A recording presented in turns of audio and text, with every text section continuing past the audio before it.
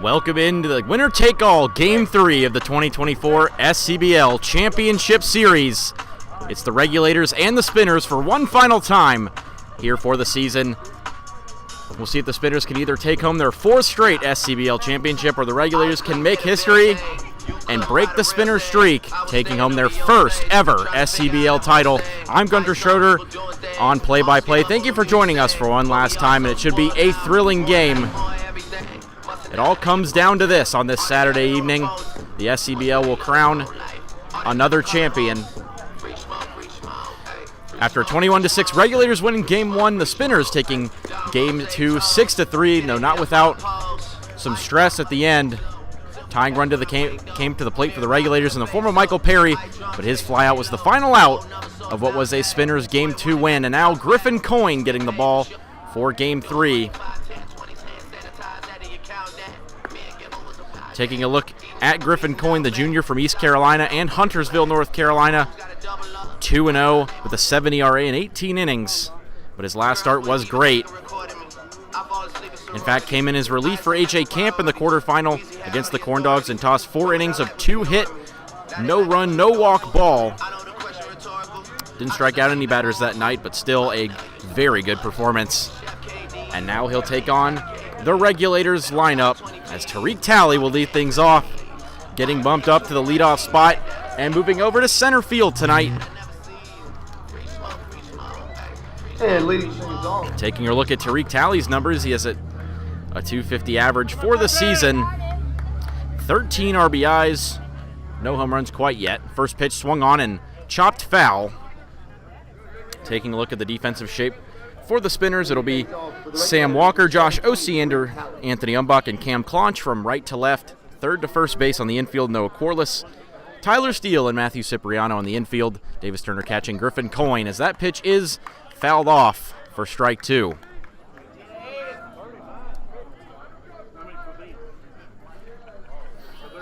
Griffin Coyne looking for some more consistency these playoffs. He got off to a good start in his first outing. Now here the 0-2, and this one's lined over the glove of Cam Clonch for a leadoff base hit, just what the Regulators needed to get started tonight. Next up is Ben Venables. He gets the start tonight at second base after not starting in the first 2 games. Made one plate appearance last night. Was 0 for 1 that time, but now a chance to shine in the last game of the season. Shows bunt, but it's strike 1.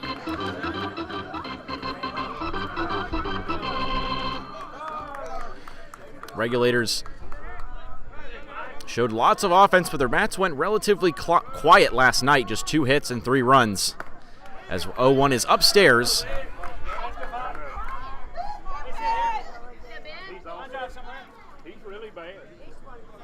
Venables waiting on the 1-1 from Coyne. Talley at first. He goes for 2. Throw down from Turner. We'll see if it's in time. It is not. Tariq Talley well ahead of the throw. And he's into scoring position. Bring him in, Ben. Hey, base hit now. Drive him in. Let's go, baby. Let's go, baby. Let's go.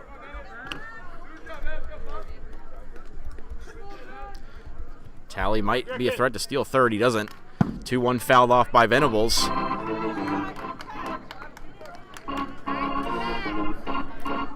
Spent last year at College of Charleston, a Rock Hill, South Carolina native, but is headed to the Citadel for next season.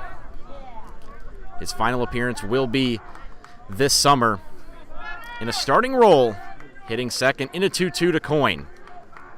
Pitch on the way. Swung on in a drive towards left field, going back on it, and over his head to the wall. Here comes Talley around third. The throw on the infield. The relay to Turner at the plate, and he blocked the plate. He's safe.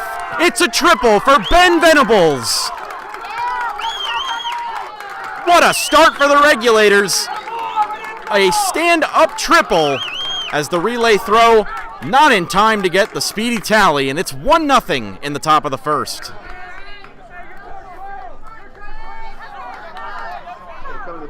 Just what the Regulators were looking for. Their first time they've scored in the first inning. Now Trey Hernandez due up. Had a more quiet night last night. 0 for 3 with a walk, but standout game 1. 2 for 3 with 2 doubles and 2 walks. Looking to keep up that form into the night. This one towards first, right at Claunch, though. And he makes the play for the first out. Another piece of hard contact, though. And that'll bring up Cooper Hertz, the catcher.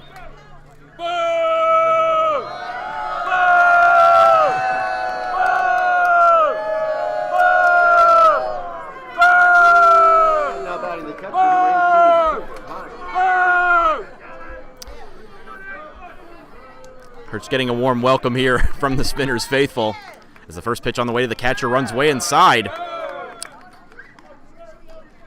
As Venables stands at third base. Likely could have come home maybe on the ground out if Claunch hadn't had the ball hit right at him. Some hard contact here early. Here's the 1-0. Misses away. Regulators looking for a big inning to start this game off. Cooper Hertz, the Joliet Junior College sophomore from Highlands Ranch, Colorado. Ahead 2-0. This one line towards second base. Umbach makes the play. And 2 lineouts right at the right side of the infield. And it's 2 outs now for Jake Badoglio. Next up for the Regulators, number 32, Jake Badoglio. Jake Badoglio, a Florence Darlington Jr. from Belmont, North Carolina, just west of the metro Charlotte area. And hitting 5th tonight. 0 for 4 last night. And fouls the first one out of play that he sees Daniel Schuda do up on deck. Regulators looking to make it a multi-run inning here in the first inning. Already ahead 1-0 as the 0-1 taken inside. Venables, we've seen, can be speedy. He went for a triple, his first plate appearance, to bring in Tariq Talley for the 1-0 lead. Coin set again. 1-1 on the way, and it runs in, hits him. Runners at the corners now.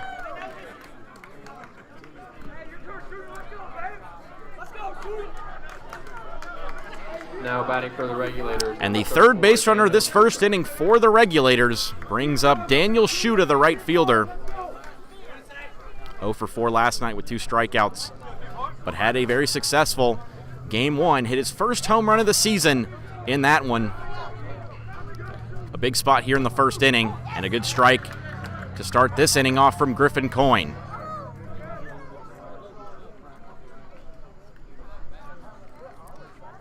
Sun setting here on the season and at Moore Park, the final game of the 2024 SCBL season, and the 0-1 is there for a strike. Shooter didn't quite go around, but it wouldn't have mattered. It's 0-2, and we'll see if Coyne can put a hitter away here. Some hard contact, but he's worked around it and kept it at 1-0 so far. Here's the pitch, and taken outside. Didn't get the chase he was looking for. Daniel Schuda, a .314 average, 20 runs driven in on the 1 home run, and 11 walks to 20 strikeouts. Here's the next one, too. This one fouled off. You wonder if pitch count will be a factor. No such concerns for Bailey Faircloth, who nearly went 7 innings last night on the mound in Game 2.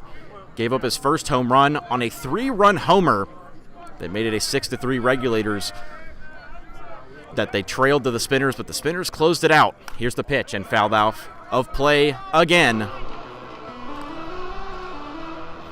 Some early battle from the Regulators here early. Looking to drive in maybe one more run or more. Off the bat of Daniel Schuda. If he gets on base, Jeremy Garcia up next.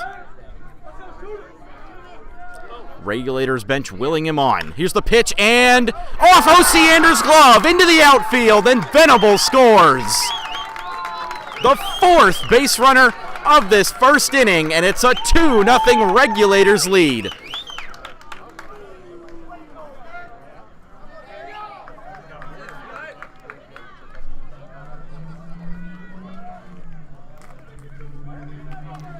A big performance to open this game.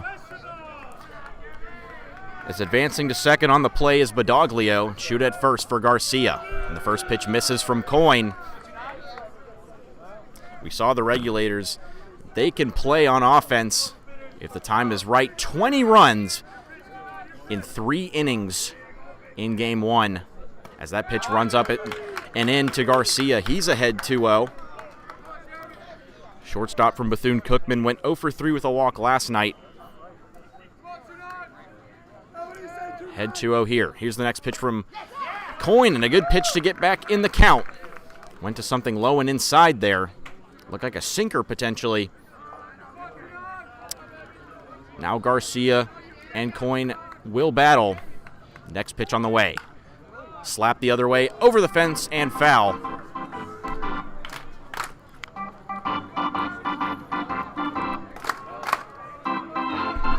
That's quite the up and down series. A not very tightly contested Game 1 followed by a tightly contested Game 2. We'll see what Game 3 brings tonight. The 1-2 on the way. And misses away.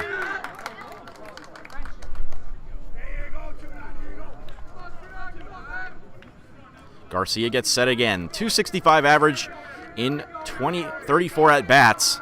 6 runs driven in. And he drives this one over Umbach's head.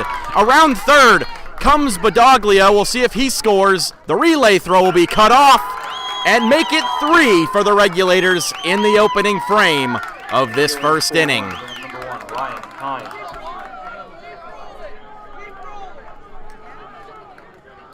What a start it is for the visitors, and they're fired up in that first base side dugout. 3 hits and 5 base runners in the early going here. Now Ryan Hines' turn to bat.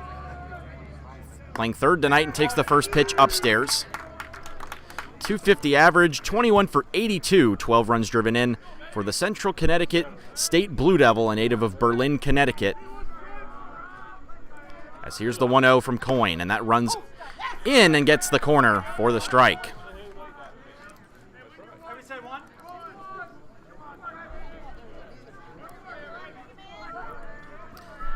Here's the 1-0 as the runner goes on the ground, fielded by Walker at third. The throw across in time for out number 3, but the Regulators, what a start. 3 runs in the opening frame in the top of the first inning. The Spinners, we'll see if they have something to say about that when we come back in the bottom of the first inning.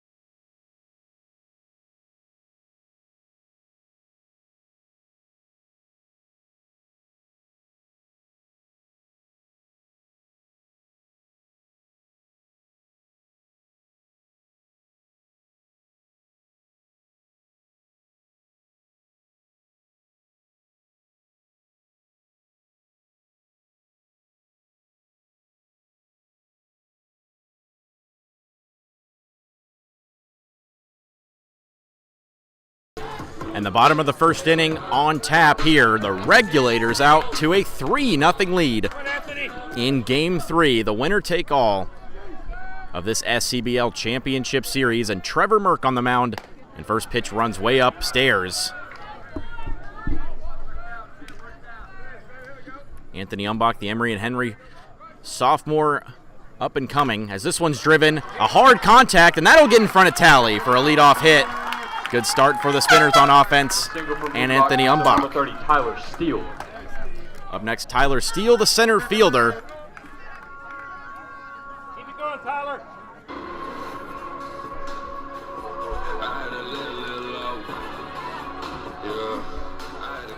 Taking a look at his numbers this season for Tyler Steele, they have been immense.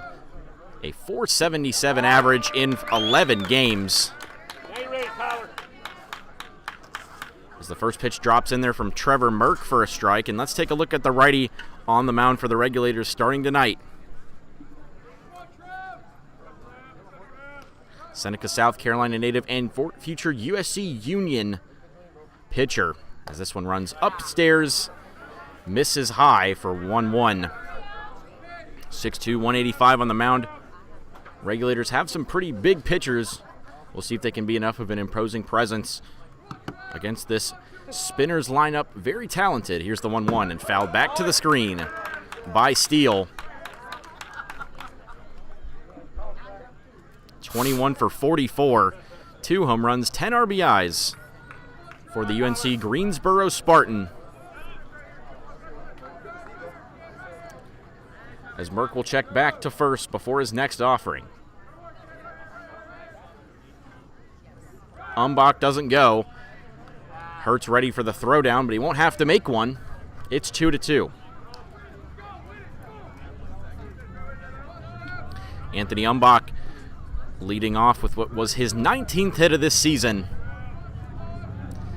Steele up next. Gotten him to 2-2 does Merck. Here's the pitch. On the ground and off the bag, but a nice play to keep it on the infield. But alas, Tyler Steele is safe. Now back to the Spinners, number 21, Cam Launch. Ryan Hines getting off balance there. The ball hitting the third base bag. But Ryan Hines keeping his focus. Keeps it on the infield, or else it could have been extra bases. And now Cam Claunch due up. The ECU graduate steps in the box. 6'4", 195 from the left side. And golfs one over the fence down the right field side, foul. 1 for 5 last night in Game 2. Had a home run in Game 1. 3 hits overall in the series. Got the Spinners on the board first in Game 1, but all Regulators from that point on. We'll see if he can work back from behind 0-1. Pitch from Merck. And this one's a hanger. That one is way up in the air there. Talley coming in on it, but lays off and lets Michael Perry make the play for out number 1. Off-speed gets Claunch for out number 1, and now Davis Turner Count hero Davis Turner. up again. I should have died out a long time before. Have pity on a dinosaur. So after 2 singles from Umbach and Steele, Cam Claunch flies out, and 2 men on, 1 aboard for Davis Turner. Another Mooresville native. If you need a big hit, he's been your guy. Got things started last night for the Spinners with an RBI double that made it 1-0, as Hertz will take a short mound visit. Good pitch there from Trevor Merck to get this at-bat started.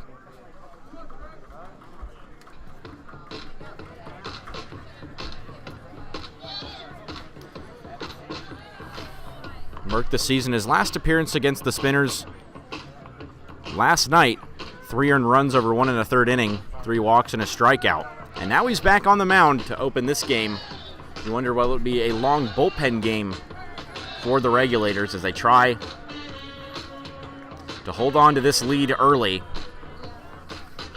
Now as good as any time for the Spinners to get back into it and have a chance here in the first inning. Turner catching tonight for the Spinners. Here's the 0-1, and that one gets past Hertz. Both runners advancing. He's going. So the wild pitch moves both runners into scoring position. Come on, Davis. Come on, crack. 1-1 now. Trevor Merck will get set again. Umbach at third and Steele at second after the wild pitch. Here's the 1-1. And a beautiful off speed for strike 2. Keeping him honest. Now 1 strike away from what will be a big second out. No apparent shift on here as Merck looks in for the sign from Hertz. He's got it now.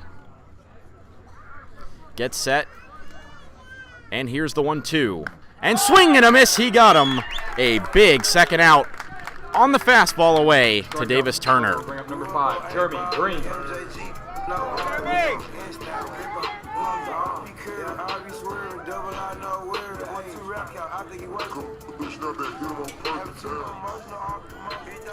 Now down to Jeremy Green in this first inning.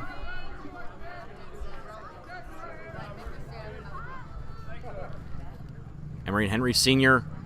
swings at the first one, chops it towards Hines. He'll make the play in time for out number 3, and the Regulators get out of the first inning unscathed. Trevor Merck working around 2 singles to start the inning, and they hold a 3-0 lead through 1. We'll be back in a moment with the second on the way next.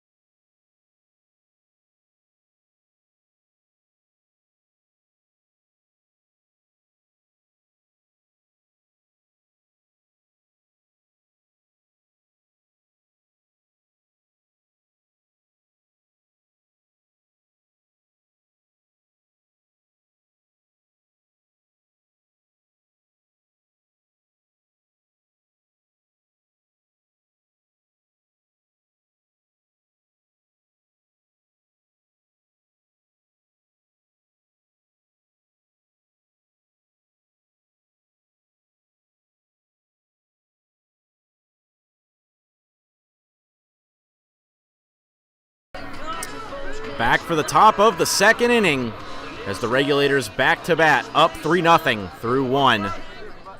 RBI triple by Ben Venables got them started. As that first pitch to Braden Moore is taken low. Daniel Shooter reaching on an error drove in the second run, and Jeremy Garcia's single brought home a third. As ahead 1-0 is Moore, swings at that pitch from Coyne. As a reminder of what's on the line, the Regulators, with the win tonight, would win their first ever SCBL championship, while the Spinners looking for their 4th straight after winning in 2021, 2022, and 2023, and their 5th overall, dating back to their joining the SCBL. As ahead 3-1 is Braden Moore. One of 3 home runs the Regulators hit in Game 1. Jay Douglas added a 4th last night. And that is ball 4. A great start for Braden Moore and the Regulators in the top of this second inning. Now batting for the Regulators, number 24. One of 2 Michael changes Perry. to the lineup comes in the form of Michael Perry, who comes into left field for Game 3. Brandon Gibbs swapped out for Ben Venables, and Talley moving over from left field to center field as Jay Douglas comes out of the lineup as well. Talley up next as well. First pitch on the way. Swung on the ground. Osiander over. He'll go to first for 1, but he can't get there in time. And everybody's safe.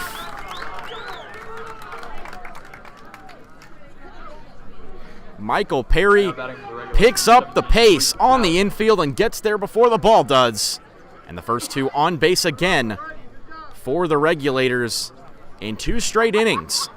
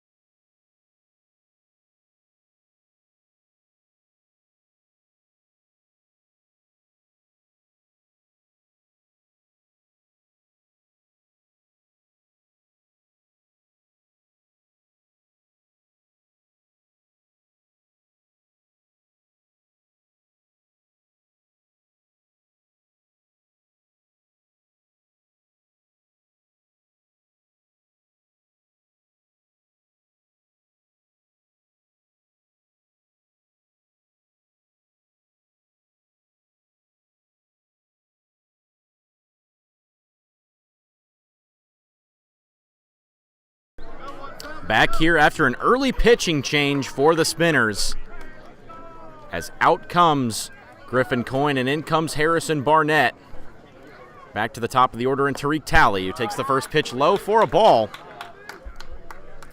Harrison Barnett, the Marshall Thundering Herd sophomore, originally from Charlotte, North Carolina, 5.26 ERA over 13 2/3 innings. Talley singled the lead off the game. Now he's up for a second time and swings through the 1-0 into the pitcher's, the catcher's glove of Davis Turner. Has appeared in 9 games, 2 innings pitched in the playoffs, 4 runs, 1 earned, 3 hits, 1 walk and 1 strikeout in the Corn Dogs semifinal. So here's the 1-1. In on the hands towards Osiander again. He'll try to go to 1 in time, and he got him, but both runners advance for the first out as Osiander Number 5, Ben Bowden. to his knee there to try to make the play. Just got him in time. Another tough ground out there towards Osiander. He couldn't make the play on the last one to Perry, but nonetheless brings both runners over, and Ben Venables, who tripled his first at-bat, now up with 2 more runners in scoring position, 1 out and 2 on in the second. First pitch is there for a strike. Barnett trying to work out of the jam. As we mentioned, he allowed 4 runs over 2 innings, but just 1 of them was earned. So we'll see if his defense can give him some help here. Takes a deep breath. Has the sign, and here's the 0-1, and misses in. Turner keeps it in front of him. Always got to be wary of a wild pitch possibility. Braden Moore runs well at third base, and so does Michael Perry. Both of them primary outfielders. Here's the 1-1. On the ground again, Osiander will have to go to first. He can't pick it up, and there goes run number 4. The third ball hit to Osiander in a row, and once again he has a tough play and isn't able to make it. It's a 4-0 Regulators lead.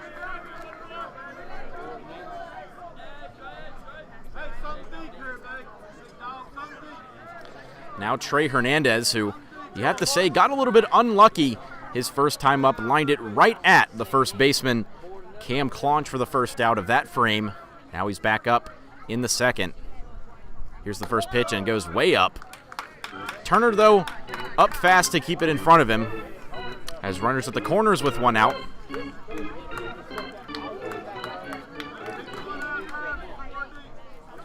Trey Hernandez, the standout in the lineup this season for the Regulators. A .345 average as the ball goes back to first base. Back in time is Venables. .548 on base percentage coming into the championship series. He's hit 3 home runs, driven in 22 RBIs, and 24 walks to 9 strikeouts. Here's the 1-0. And right there for a strike as Barnett looks to navigate some base traffic. Double play still in possibility. But the Regulators have been putting the ball in play. No strikeouts yet through 12 at-bats. Here's the 1-1. On the ground again to Osiander. Can he make the play? He'll have to go to 1, and he's there in time, but that's the RBI ground out that they were looking for, and Michael Perry scores. It's 5-0. The Regulators score another to bring up number 18, Cooper Henn. 4 straight.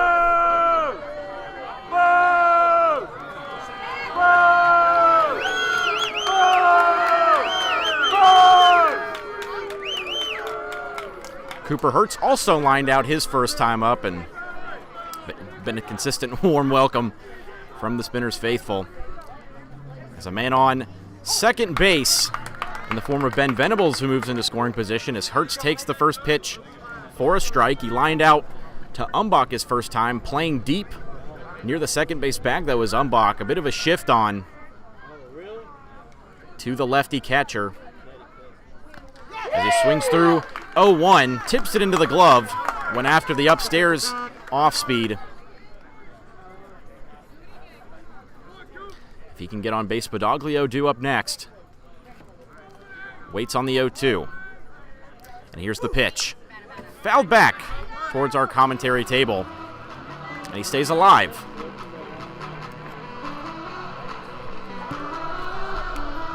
Although not to the same degree, the Regulators starting hot offensively in Game 3 like they did in Game 1.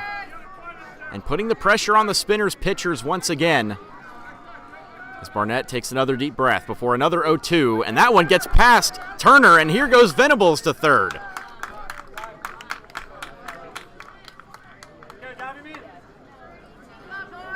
So now the 6th run for the Regulators stands 90 feet away.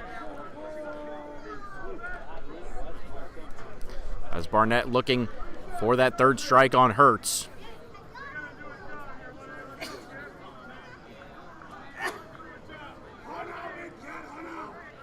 And here it is. He goes after it upstairs, and strike 3, but not before.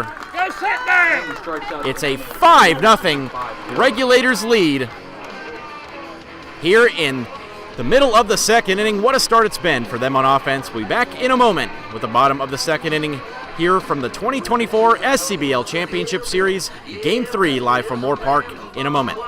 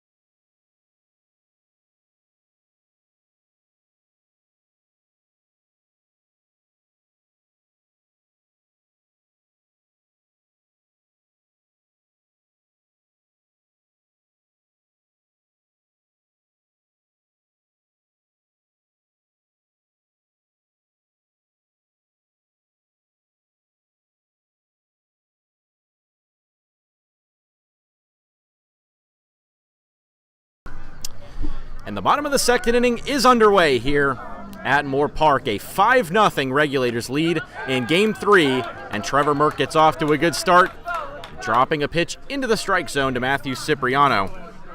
Scoreless first inning for these Spinners, who couldn't get a run in despite 2 singles to start it. Now Cipriano leads things off and drives one over the head of Ben Venables. So 2 leadoff hits in 2 innings for the Spinners. Single from Cipriano brings up number 18, Josh Oceander. And up comes Josh Oceander, the hero in Game 2 for the Spinners. Hit a towering home run his first at-bat last night, and then followed it up with a 2-run single that ultimately was the difference for the Spinners, as his 3 RBIs and a 6-3 win was the difference. Now stands up, takes a first pitch for a strike. Merck dropping in that curveball very effectively early. Base hit, Josh. Oceander, a Western Carolina Catamount, and a Northampton, Pennsylvania native. 2 Western Carolina players in this lineup, as Hertz will throw down to second, gets past him, and then here comes Cipriano to third base. Offline at first, and then the throw down to second. Venables can't collect it, and the runner over to second to third base. And a great start here for the Spinners, who are looking for something on offense to combat the Regulators. We've seen their ability to hit. Now we'll see if the Spinners can respond. Here's Merck's 1-1. Another curveball, but doesn't quite get the top part of the plate.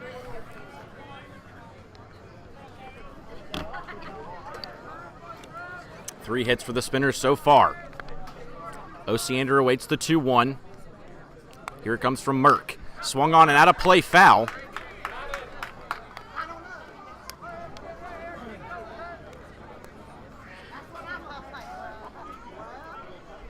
Trevor Merck coming out of the bullpen last night in Game 2 and getting the start in Game 3.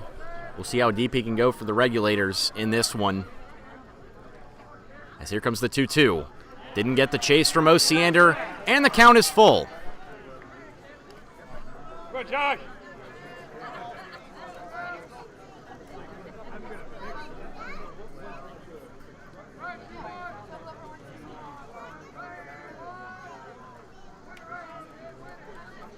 So here's the payoff from Merck to Oceander, and he loses him for ball 4.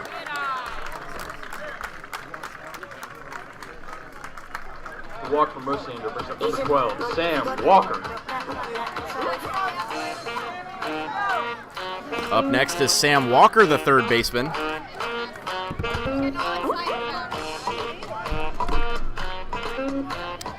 Last night had 2 hits, a single and a double, and drove in a couple of runs as well. 2 for 4 night for him, and swings the first pitch as Hertz over quickly to get the ball.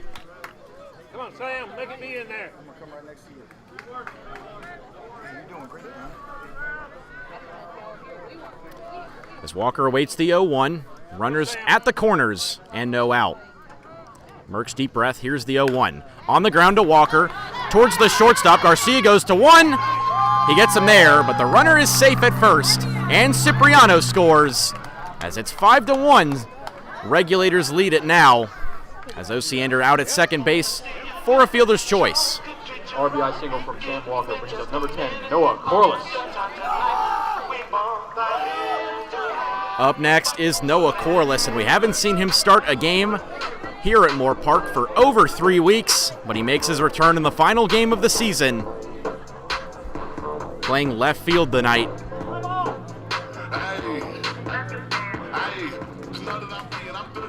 A little Big X to plug to get into the mood before his first at-bat. Got a few at-bats last night, did Corliss. Has featured as a catcher and outfielder both. Went 1 for 1 last night and drove in a run in his return. .333 average over the season in 24 games. And the first pitch right there for a strike. And once again, the curveball from Trevor Merck working a treat.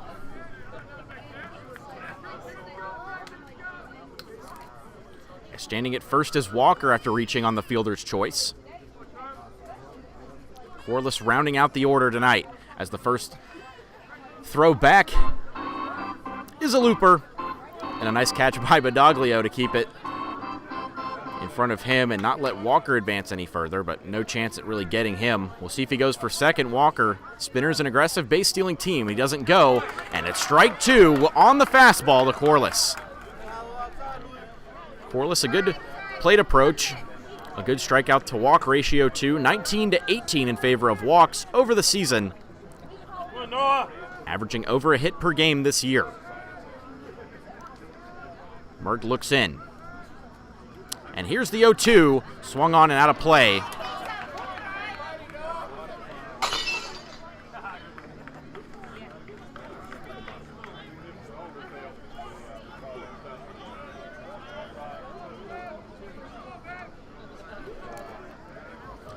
So Merck gets ready with another 0-2. The pitch to Corliss. Golfed and fair past Hines. Into the corner. Walker will stop at second as over quickly as Michael Perry gets it back in on the infield.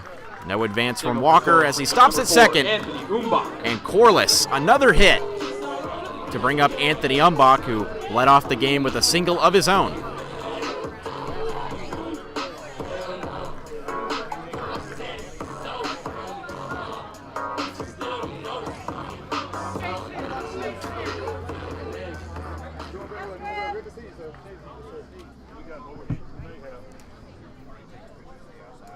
So Merck trying to work around some base traffic as well, as Umbach singled his first time, as we mentioned. He takes a pitch upstairs. 2 men on and 1 out.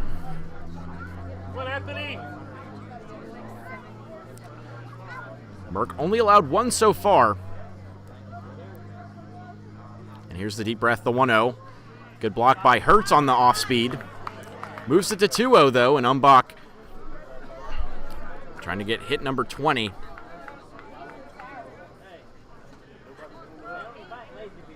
Both runners run well.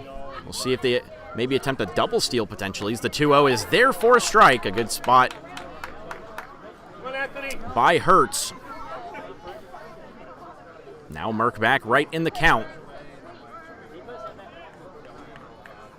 Umbach trying to get the spinners right back in this ball game.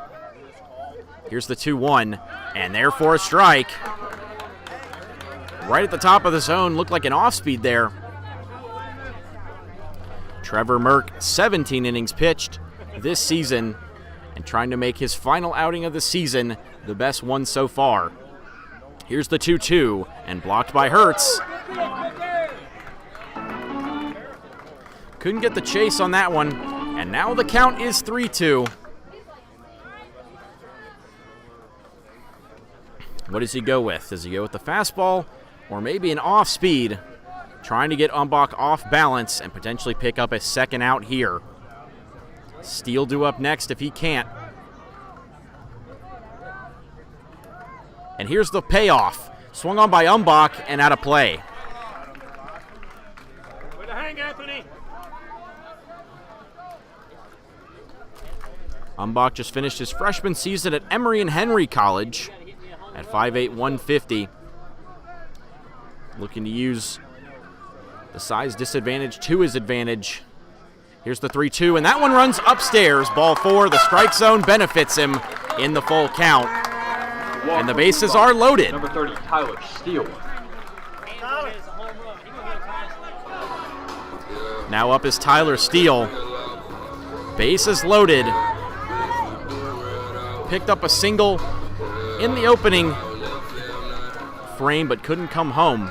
That was a chance to drive some runs in. Drove one in Game 2 last night despite going 0 for 5. And the first pitch rocketed towards center field and just dropped by Talley. 1 run across. Here comes Corliss. Coming around from third is Umbach. The relay throw not in time, and a bases clearing double by Tyler Steele makes it a 1-run game. The 3-run RBI from Steele will bring up number 21, Cam Launch.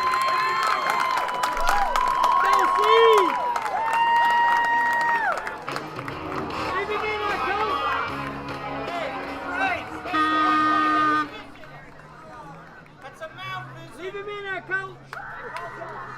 Coach, past the white line, that's a mountain.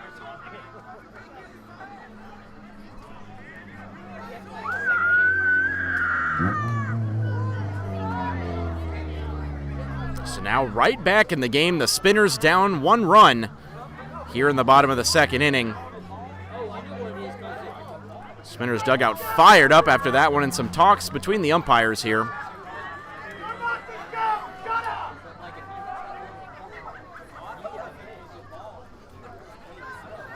So umpires having a quick word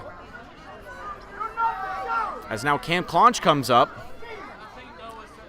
Tyler Steele representing the tying run on second base.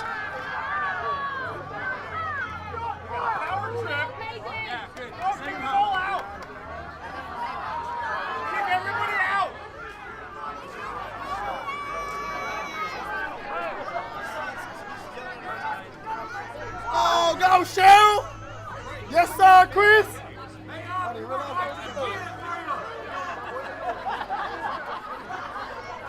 So a quick word still coming on here. We'll be back in a moment on the SCBL YouTube channel as some words being had between the umpires and the Spinners dugout here.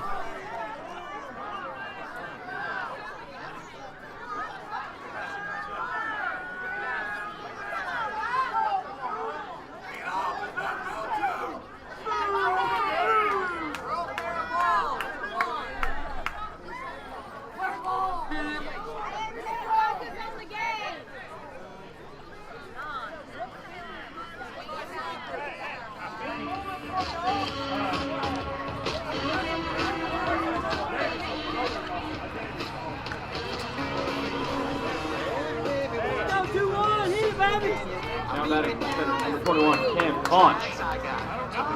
So after a quick word,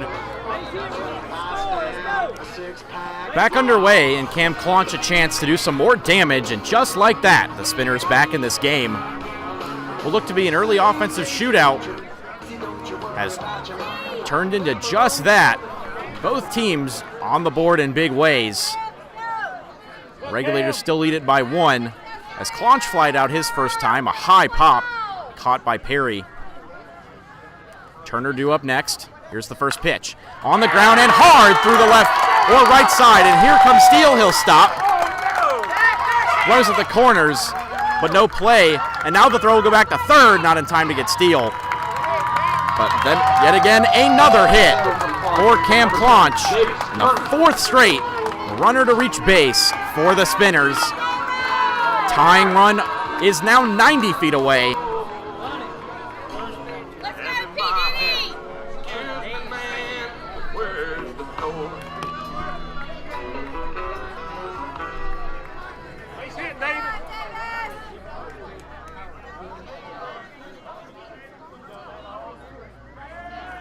He's getting in his head a little bit as Clonch led off a long way.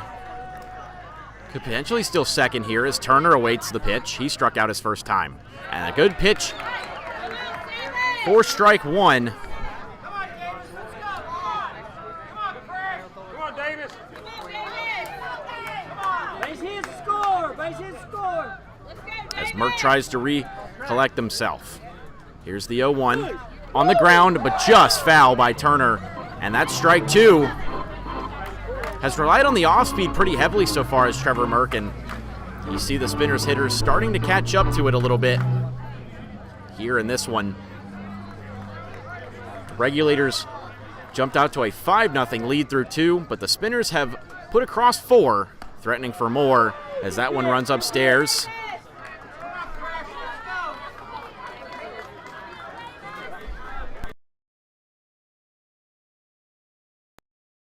Hometown kid, a chance to do some damage for the Spinners here. As here's the pitch on the way, and line foul. Some hard contact this at bat. Turner 32 for 104, a 308 average in 30 games. 3 doubles, 7 home runs, 32 RBIs, leads the league, and 4 triples. Turner and Osiander swapping the home run lead as this one's a high fly ball. Will it have enough? Back towards the track, it is over the fence! And just like that, the Spinners have turned the game upside down in this 7th inning.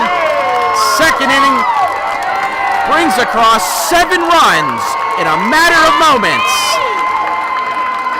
Let's go, David! Another one.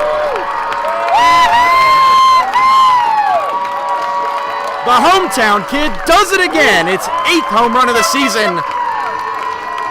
And the Spinners take their first lead in the bottom of the second. The shot from Turner brings up number 5, Jeremy Green. And the Spinners crowd electrified here. Green grounded out his first time up.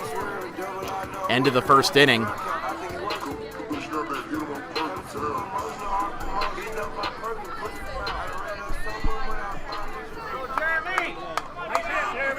So now Jeremy Green tries to continue the inning. No one on now and 1 out. That's a first pitch strike from Merck. Trying to keep it at 7-5 and get out of the second inning. Give his team a chance to bat once again. We've seen the Regulators can swing the bat, and they've done so early. We'll have to keep doing so, though, to keep up with the Spinners' offense. Here's the pitch, and a good one for strike 2.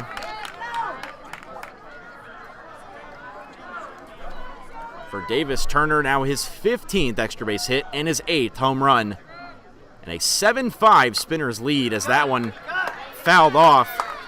As you can see, anything is possible in the Southern Collegiate Baseball League. And this is what summer baseball is all about. Plenty of lead changes, and you almost expect it, even in the biggest of games, as this is the final game of the year. Here's the 1-2, and fouled out of play.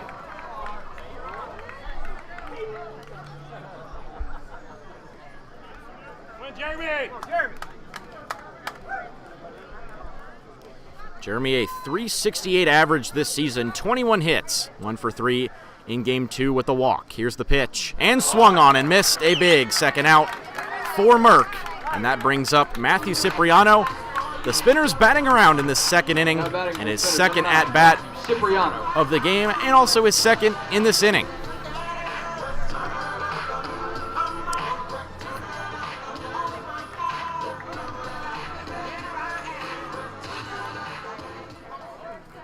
As here's the first pitch as Cipriano fouls that one off. He singled to begin the inning. This inning, 5 hits, 2 walks for the Spinners hitters as they jump on Trevor Merck to take the lead. As this one's high in the air towards left field, Perry will come in, and he makes the play for out 3. And a 7-5 lead, though, for the Spinners as Davis Turner puts the exclamation point on a massive inning with a 3-run home run to right field. It's a 2-run lead for the home team, and we come back for the third in a moment.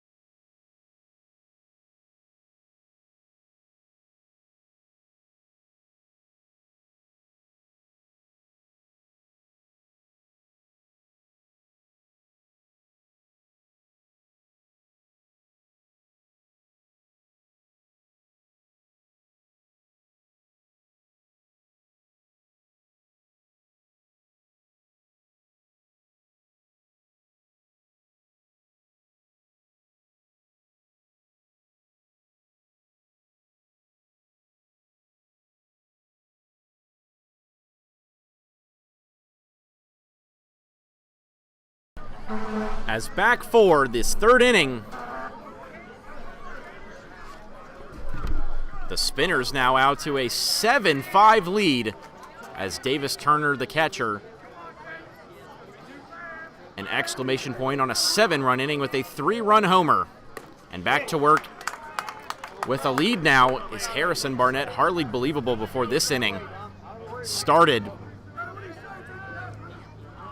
As 2 more runs came across for the Regulators, leading off is Badoglio. Swings on this pitch over the head of Walker, who did his best to keep it on the infield, but couldn't.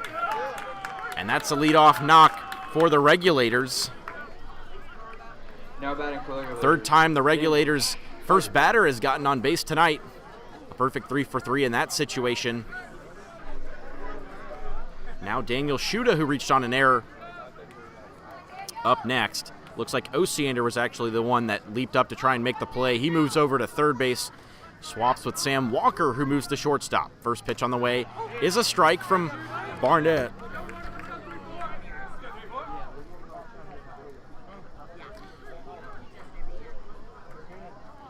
Schuda had a good final series of the season. As here's the 0-1 and he swings through it. Good off speed, mixing up speeds is Harrison Barnett at 6'3", 220. Trying to use his size to his advantage and get a few extra miles per hour to fool these Regulators hitters. Takes a deep breath, and here's the 0-2. On the ground, softly hit towards Walker. He'll try to go to second, he can't, and instead he goes to first. Doesn't matter, it's an infield single for Daniel Schuda.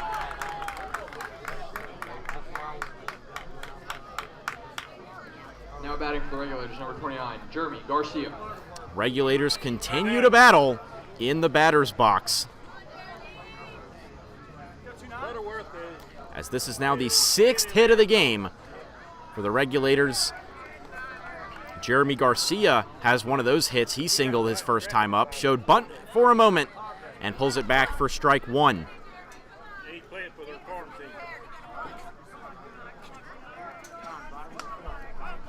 Jeremy Garcia this season, limited action, a .265 average in 34 at-bats. 11 walks to 6 strikeouts in that time frame. Showing bunt is Garcia. Pulls it back and it hits him. So the base is loaded with no outs here in this top of the 3rd, and the plot thickens as the Regulators, just when you thought the momentum was stolen from them, they come out and get the first 3 men on base. Hit by pitch brings up number 1, Ryan Hines. And a pitching mound visit on the way for Harrison Barnett.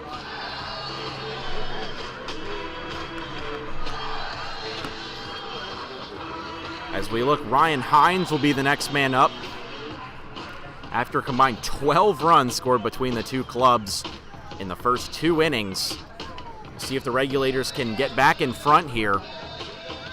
There's one thing they've been able to do extremely well. It's swing the bat. The Regulators scoring 48 runs in their first 3 playoff games.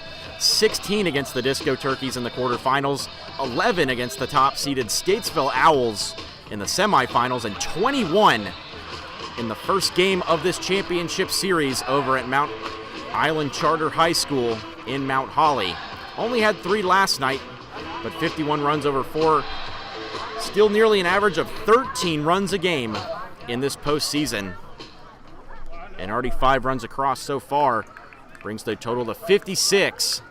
So guaranteed average of over 10 runs a game for this Regulator squad. Ryan Hines due up next. He grounded out first time he was up, but a chance to do some serious damage. And the first pitch, therefore a strike. Barnett will try to work out of another jam. This time it's runners he's responsible for, as the tying run stands on second in the form of Jake Badoglio, Daniel Schuda. Next pitch, swung on in on the hands. Will it stay for Walker? It does, and he drops the ball, but a bit of a pop out for Ryan Hines, and that's the first out as Braden Moore is due up. Flyout brings up number 12, Braden Moore.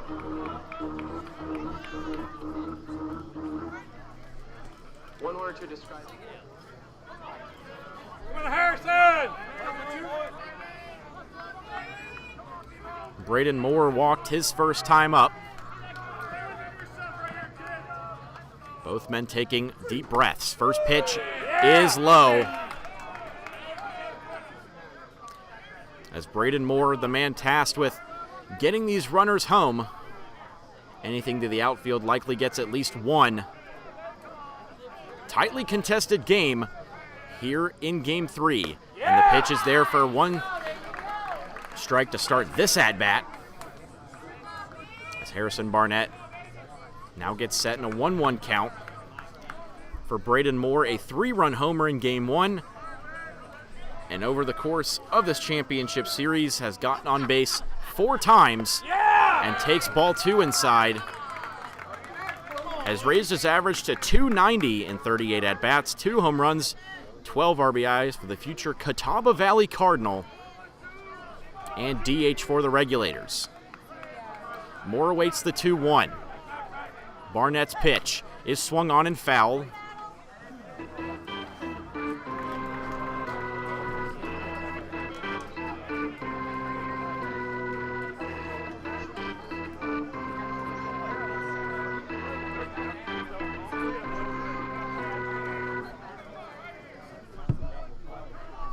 As it's a 2-2 count to Moore. Awaits the next pitch. A chance to do some real damage in the third. Barnett's next offering. On the ground, a chopper. Osiander backhands it, throws home for the 4th out. And a second out they desperately needed. The Spinners now 1 away from getting out of the jam, and Michael Perry, the last man Barnett will have to face in order to do so. Now to bat the Regulators, number 24, Michael Perry. Smart decision by Osiander. Knew where he was going with the ball immediately, and a perfect strike to Turner gets the first out. Michael Perry 1 for 1 tonight and singled his first time up. Bases are loaded here and 2 out in the top of the third, and the Spinners lead in Game 3 7-5. Here's the pitch to Perry and swung on and missed.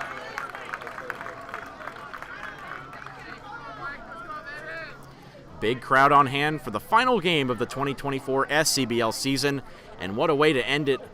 Offensive fireworks so far. Both teams taking a game so far, looking for that clinching second. And here's the 0-1. Swung on and missed.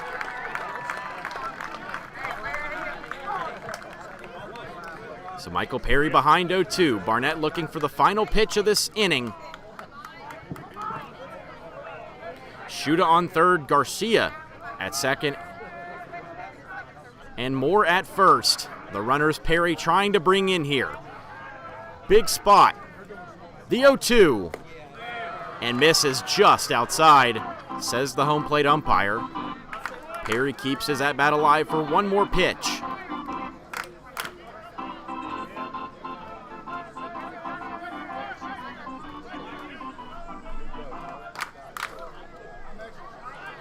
Perry getting the start tonight has already made a quick impact with 1 hit. Another would be huge for the Regulators. The 1-2 went to the off-speed and a chopper. Barnett will field it, throw to first, and it is off the bag. The Regulators get one. As coming home to score is Shuda, and it's a 7-6 game. Regulators have scored in all 3 innings here so far.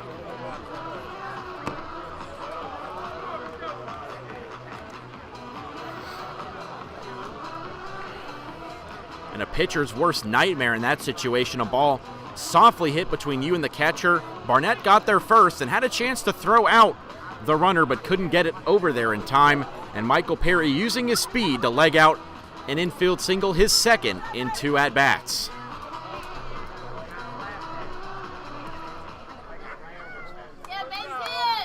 So now back to the top of the order. Tariq Talley, 1 for 2, a single and a ground out. Scored the first run of this game as the Regulators put 3 across in that first inning. Still the bases loaded and 2 out. First pitch taken upstairs.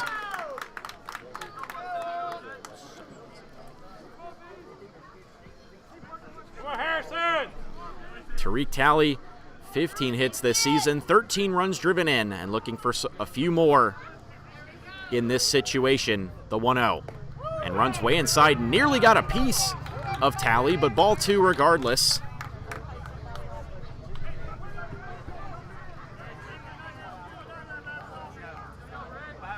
ahead of Barnett by 2 pitches. Does he get aggressive here?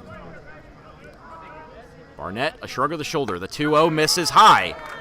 And now 3-0, so he'll have to make his pitch in this situation. You get a feeling Tally will at least give him 1 pitch to try and find the strike zone before getting aggressive. Barnett, the bases loaded, and 2 outs. The pitch is there for a strike. Back in the count is Barnett.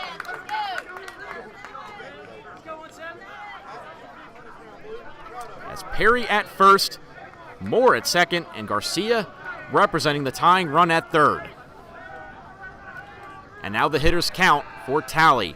The 3-1. And it gets balls 4, which Tally thought it was, but it is strike 2. Umpire giving the inside call, and now it's a full count. Bases loaded, 2 outs in the top of the third. The Regulators trailing by 1. Tally awaits the payoff pitch from Barnett. Right-hander deals, and called strike 3. A massive strikeout for Barnett. He gets behind 3-0, but it doesn't matter. And he keeps the lead for the Spinners, who lead it 7-6 as we head to the bottom of the third inning next.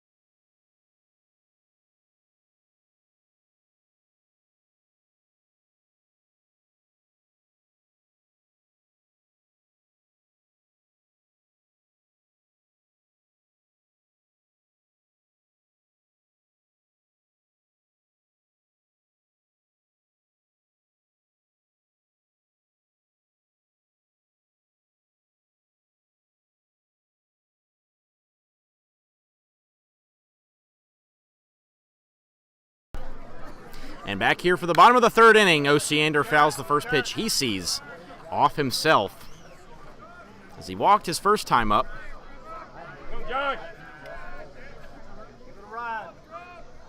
Osiander has come to life these last 2 games. As here's the 0-1 to the third baseman. He fouls that one off too.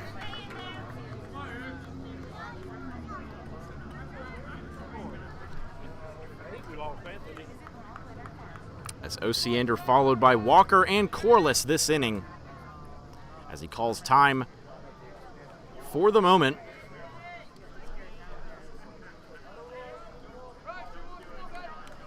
A home run and a 2-run single last night for Osiander, now carrying that momentum into this game. Takes an 0-2 for a ball here. Merck stays in the game for a third inning, trying to put that disastrous second inning for the Regulators behind them. Nearly had that second out on the fly ball to center field. And Osiander holds his bat from coming around on that one. So it's a 2-2 count. Tally nearly making a spectacular diving play for out 2, but instead it was a bases clearing double for Tyler Steele as the 2-2 in the dirt from Merck.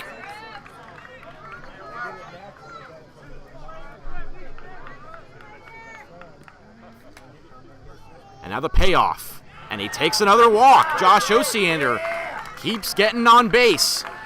His second walk in 2 plate appearances, and Sam Walker due up behind him. Sam Walker.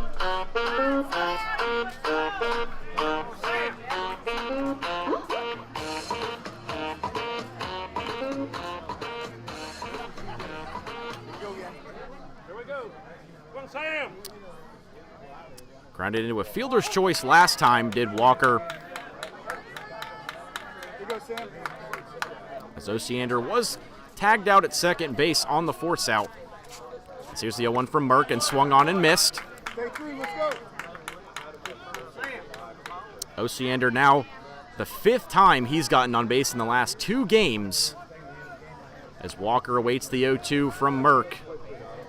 Hertz signaling a low pitch. And here's the pitch.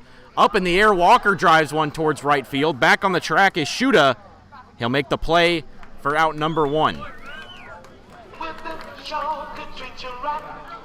out from Walker, number 10. Noah Corliss.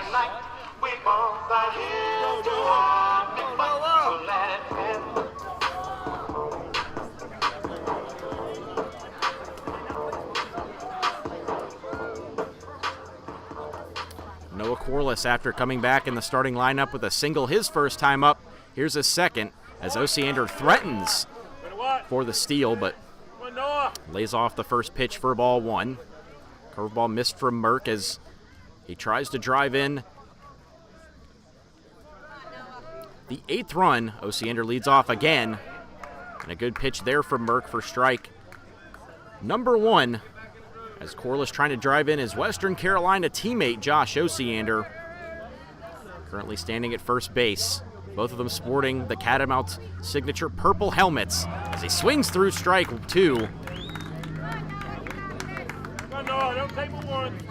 Every inning, seemingly tons of base traffic for either team. And that trend continues as Osiander on base again. Here's the next pitch, and Corliss fouls it off. Waited on the off speed, got a piece of it to continue the at-bat.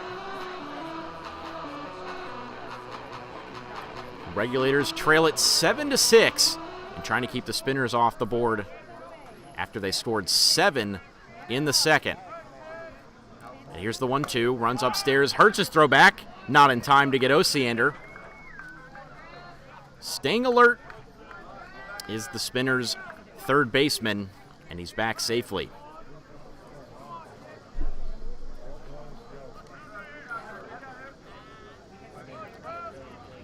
Now Merck's 2-2. Osiander goes. Corliss lines it right at Garcia. He'll go back to first base in time, but Osiander does advance to second base. That is out number 2 as Corliss grounds out to the shortstop Garcia.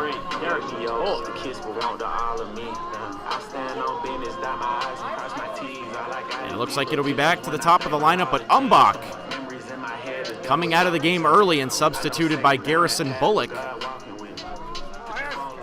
Bullock did not appear in Game 2, but now appears in Game 3 after getting a start in Game 1. Come on, Nate. Base hit. Come on, Garrison. Bullock 1 hit in 4 at-bats in Game 1. Now finds himself in his 5th at-bat. Osiander in scoring position with 2 out. Behind 0-1, swings at this pitch, right at Garcia, but can't get it. And it goes into the outfield. Here comes Osiander. He'll score standing. An 8-6 lead. And coming up clutch is Garrison Bullock in his first hit in Game 3. In his first at-bat. And it's a multi-run lead now for the home team.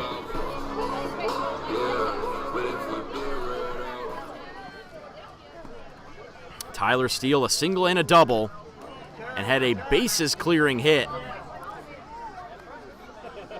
that brought the Spinners within 1 run before Davis Turner's 3-run home run 2 batters later made it a 7-5 game. Now 8-6 as both teams get 1 across in this third. Merck's pitch is swung on and fouled. Nice catch there. As that one came off, it looked like the telephone pole and back onto the field. Merck ahead 0-2. This will be a big batter to get out.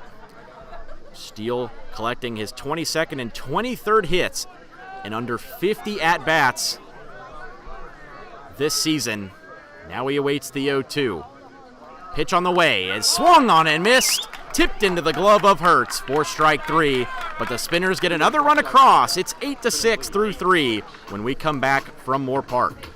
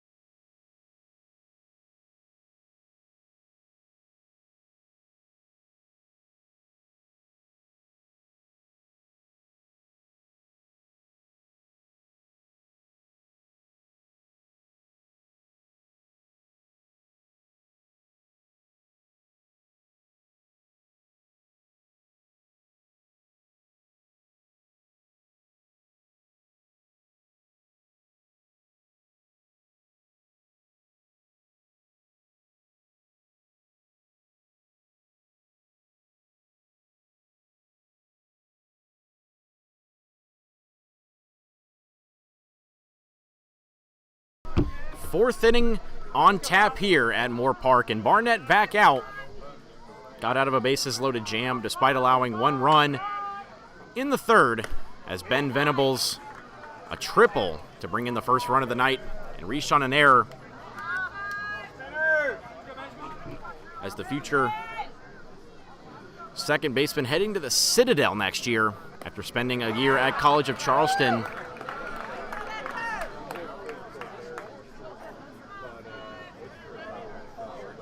Getting the start at second tonight after getting 1 at-bat in Game 2.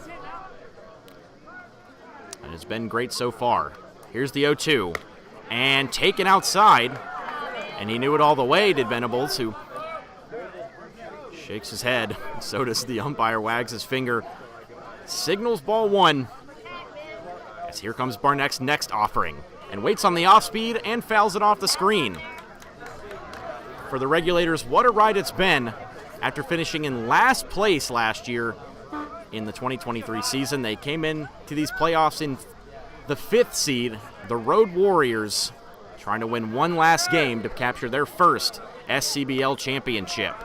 As the 1-2 runs upstairs from Barnett.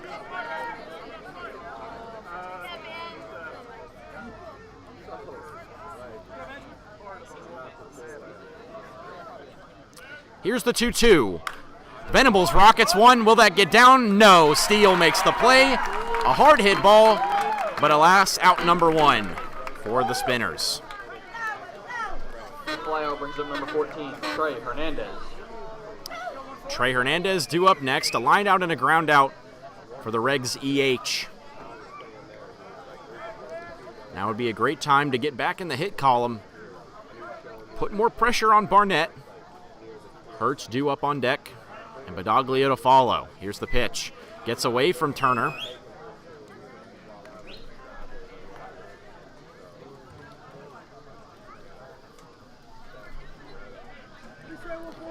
Harrison Barnett trying to work around the heart of the Regulators order. He came in facing 2-3-4. Venables, Hernandez, and Hertz, the 3 due up this inning. As here's Hernandez's pitch. And he waits on it.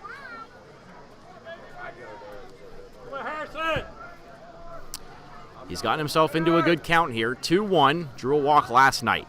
Here's the next pitch. Waited on it again, and this time it's a hit in front of Steele. Trey Hernandez, a 1-out single. His third hit of this championship series. And back up comes Cooper Hertz.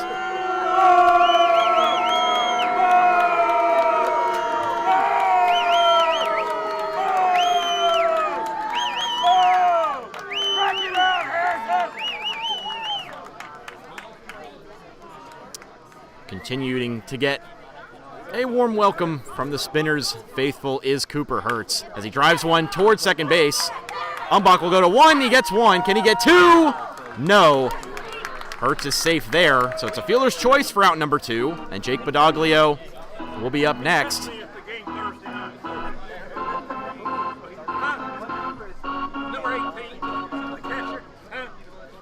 Now it's about the Regulators, Jake Badaglio.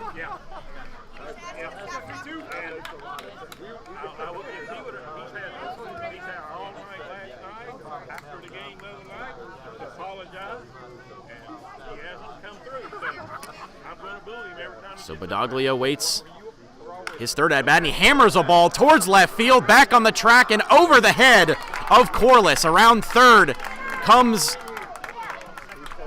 the catcher Hertz, and he'll stop there. It's a stand-up double for Jake Badaglio, his third time reaching base in 3 plate appearances. A hit by pitch, a single, and a double for the Regs' first baseman to bring up Daniel Schuda.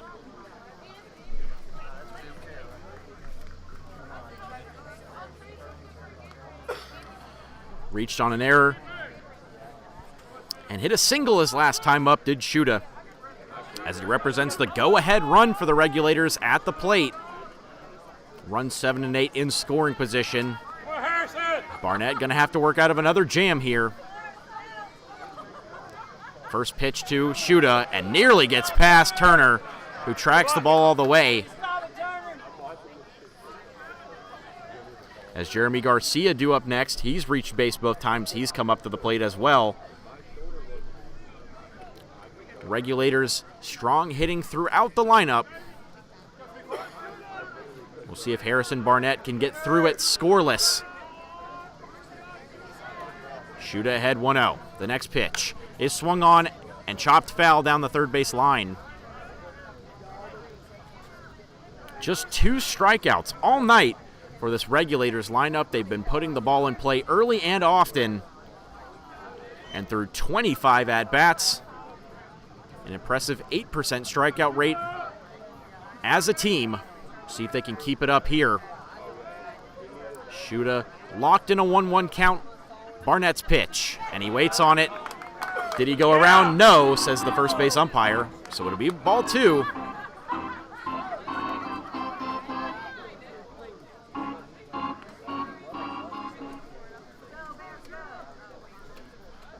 Schuda, the Florence Darlington Jr. A chance to get the Regulators right back in this game. And here's the 2-1. That one low from Barnett. We saw him get behind 3-0 to Tariq Talley to end off last inning, but still struck him out. Now it's another hitter's count here. We'll see what Schuda does. Barnett has to make his pitch to keep him off of the bases. A deep breath from the pitcher. The 3-1. And he gets the strike 2 call for the second time. Also got that call with Talley. Now can he replicate that first at-bat and keep the Regulators off the board in the top of the 4th? Full count, 2 outs, 2 men in scoring position for the Regulators as they trail it by 2. Barnett's payoff, and that is low for ball 4. The bases are loaded, and Jeremy Garcia back up.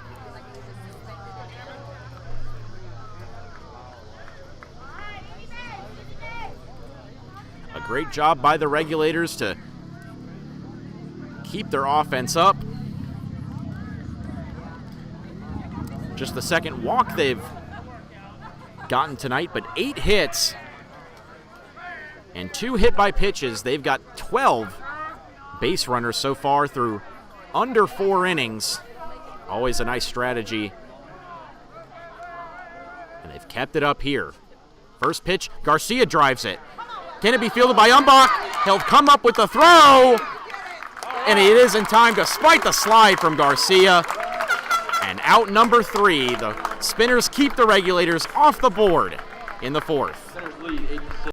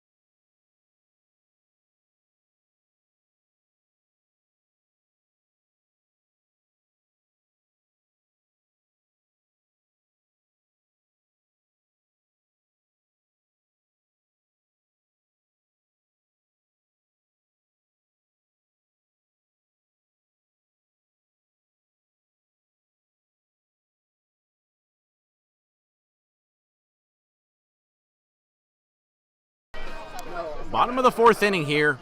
Cam Claunch leads things off for the Spinners as they get their 8th run in that 3rd inning. Still lead it 8-6 in Game 3 of this championship series.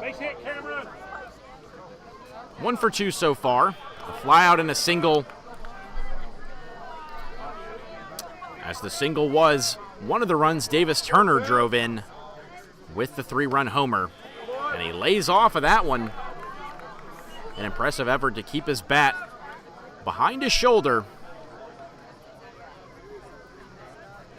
Now Merck's 2-0, and that one misses upstairs. You wonder when they'll make any pitching change on the Regulators' side, and that one is a 4-pitch walk. The walk will bring up the hometown hero, Davis Turner.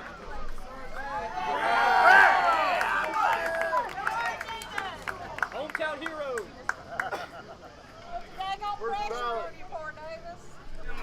Just the base hit, Davis. And the so-dubbed hometown hero, Davis Turner. 1 for 2 tonight. And, of course, the massive 3-run homer that gave the Spinners the lead in the 2nd. Came up to the plate, it was 5-4, and when he touched home, 7-5, a lead they have not relinquished since. As we head to the bottom of the 4th inning here. Claunch aboard for Turner, who fouls one off. Out of play foul.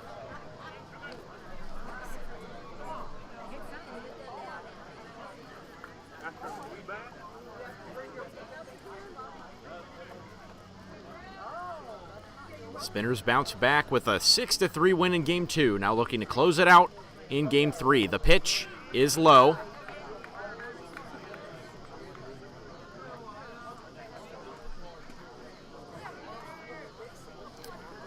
As Merck trying to get a pivotal first out against the man swinging the hot bat, Davis Turner.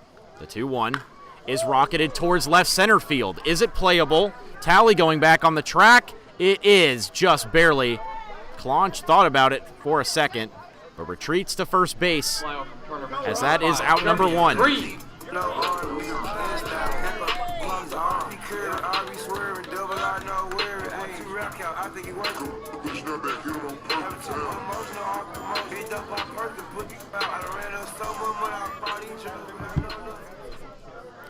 Green 0 for 2 tonight with a strikeout. Klon still on first base, and looks like it ran in, maybe hit the bottom of his bat there. We'll see what the decision is.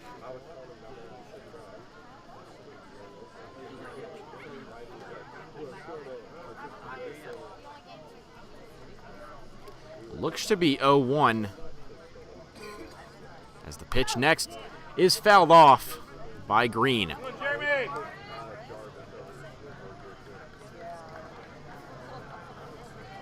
So it is 0-2. Confirmed Green's first pitch he saw did come off his bat, not his hands, luckily enough for him. But he'll have to protect behind 2 pitches. And here's Merck's next offering. Swung on in the air. Will it be playable for Shuda? Running down the right field line. He makes the play in foul territory, and Klon stops between first and second. It's 2 outs. As next up is Cipriano. 1 for 2 on the night is the Spinners' right fielder.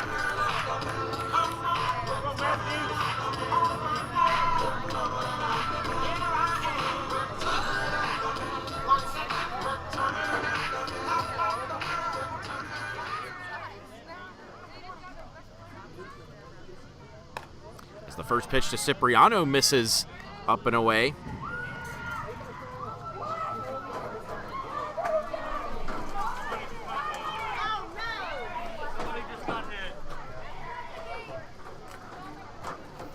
As it looks to be a potential car accident here near the Moore Park Stadium. We'll be back in a moment here, as it looks to be a stoppage of play at Moore Park.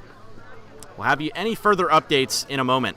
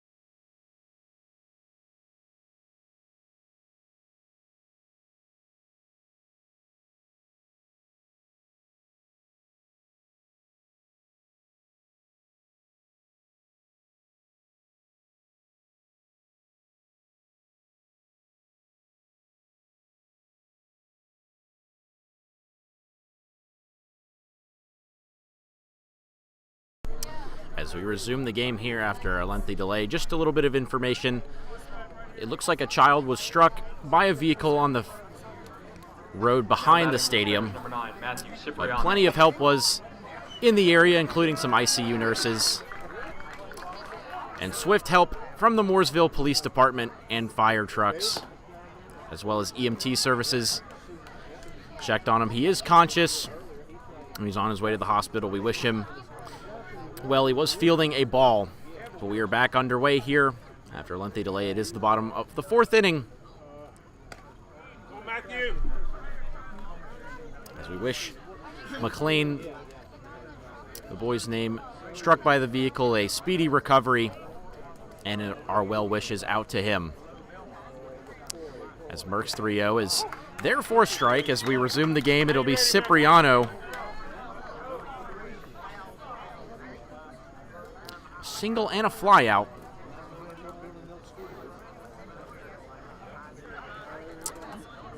For him tonight. As resuming the game, Clonch on base, and Cipriano fouls off the 3-1. Clonch got aboard with a walk. Come on, Matty.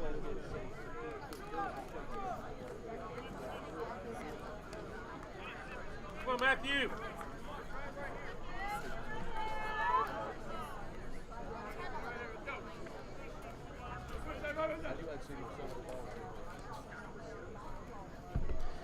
Next pitch on the way. Cipriano golfs one, and that is a hit on a full count. And here goes Clonch from first to third. He will be in there standing. First hit of the inning and the second of the game for Matthew Cipriano. And back up comes Josh Osiander.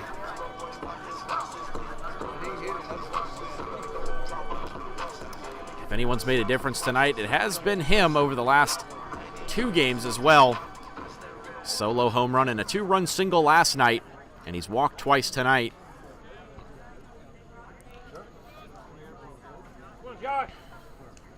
As the first pitch from Merck on the way, and hammered foul.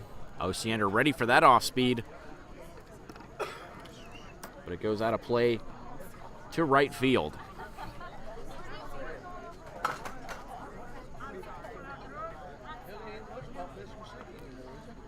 As now Merck's 0-1 and goes upstairs. A nice job by Hertz to keep it in front of him.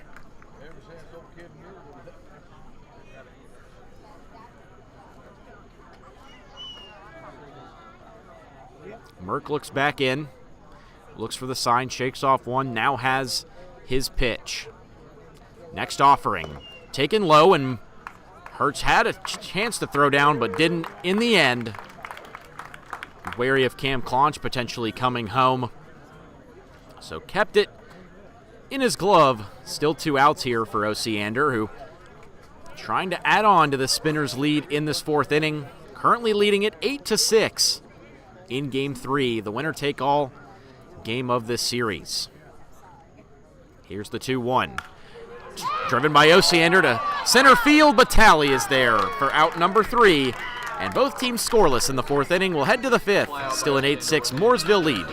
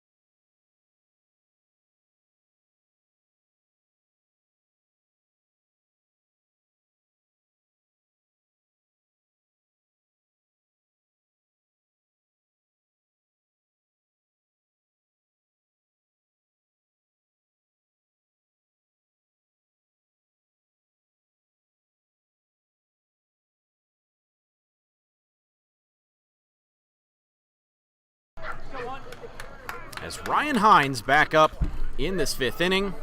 Hines, Moore, and Perry, the 3 due up against Harrison, Barnett, staying out for the 5th inning. First pitch to Hines. Misses low. Tonight, Hines 0 for 2, a ground out and a pop out. The Berlin, Connecticut native, currently at Central Connecticut State of the NEC. Swings at the 1-0 and drives it down the line. Will it get down? It will. Off the wall for Hines. He'll dig for 2. The throw in will not be in time for Hines to get to second base. A great relay throw keeps him at 1. And Ryan Hines will have to settle for a single, but it is still the first man on base in the inning.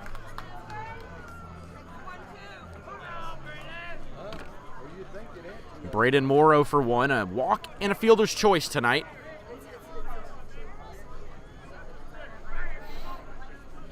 Regulators trying to get within a couple more runs to tie this game, and swings through the first pitch does Moore.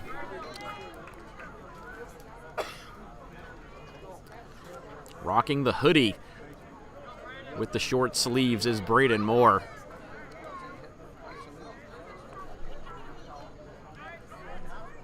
As Barnett's 0-1 on the way, driven way out of play towards the road and foul.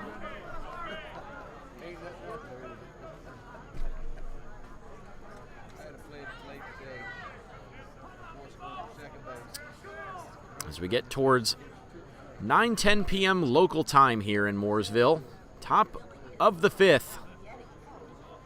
0-2 on the way, and a nice catch there by Turner.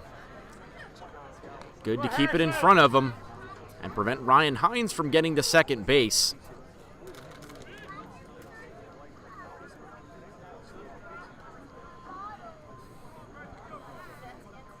As we approach nearly 2 hours since first pitch. And here's the 1-2. Popped up a mile high on the infield. Who's got it? It'll be Claunch calling for it. He makes the play, but he can't. It's dropped. Here goes it to Hines, and once again, they get the infield pop-up, can't convert it. It doesn't matter, and the lead runner is gunned down. Happened in the top of the 9th inning of Game 2. We saw a similar situation here.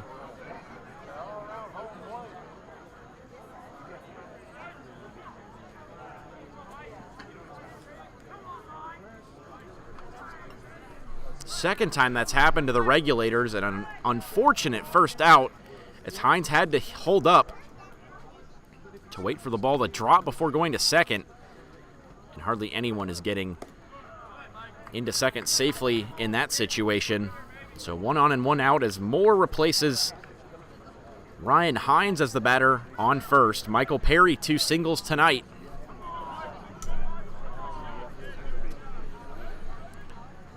As the 1-0 on the way from Barnett, and that one runs inside. Barnett has done a good job over about 3 2/3 innings tonight. Came in a tough jam, allowed 2 runs in that time frame, and kept the Regulators honest in the batter's box. The 2-0. That one is fouled off by Perry.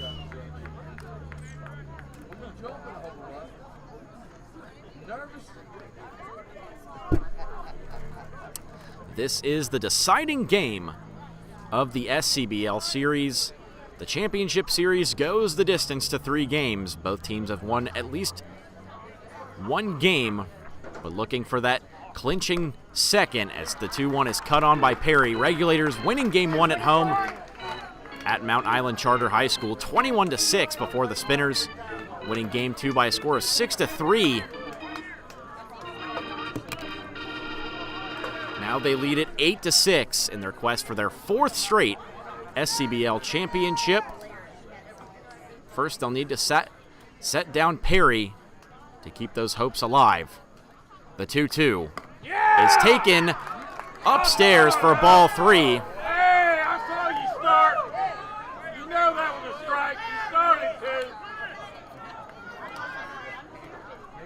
to. Spinners faithful not happy with that call, but it is full count to Michael Perry. He started. Barnett's payoff. Swung on by Perry, a blooper, and it'll land fair in front of the right fielder Cipriano from 1-2. Here goes Perry for 2, sliding in, and he's out. Michael Perry getting a little greedy potentially and went for 2 bases, but the throw is in time. Sam Walker applying the tag for out number 2. Runner, though, advances from first to third as Braden Morse now stands 90 feet away for making it a 1-run game if Tariq Talley can knock him in. 4th time through the order for the Regulators. And it starts with their center fielder Talley, 1 for 3 with a single, a ground out, and a strikeout tonight. First pitch to him is cut on and foul. Freeze! Everybody clap your hands.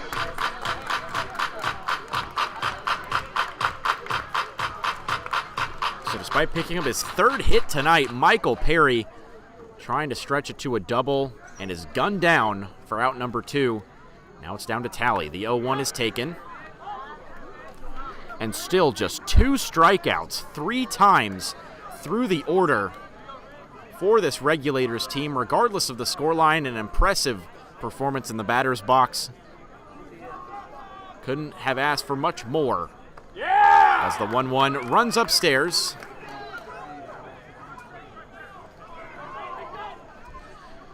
So Barnett will have to battle back from behind 2-1. He's done it a couple times in clutch situations with 2 outs, including 2 Talley. And here's the 2-1. Taken for ball 3. Come on up. Just because Regulators. he's supposed to be fair. Bench hyping up Talley. He's got a hitter's count once again against Barnett. And here's the pitch. Cut on and miss for strike 2.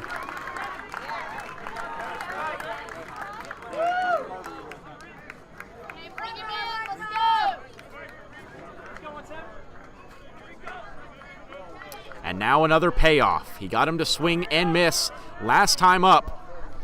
Did Barnett to Talley. Now he'll try to do it again. The payoff. Cut on and a drive towards center field. Steele going back on it. He's got room and he makes the play to send us through the middle of the 5th inning. And the Spinners still lead it 8-6 when we come back.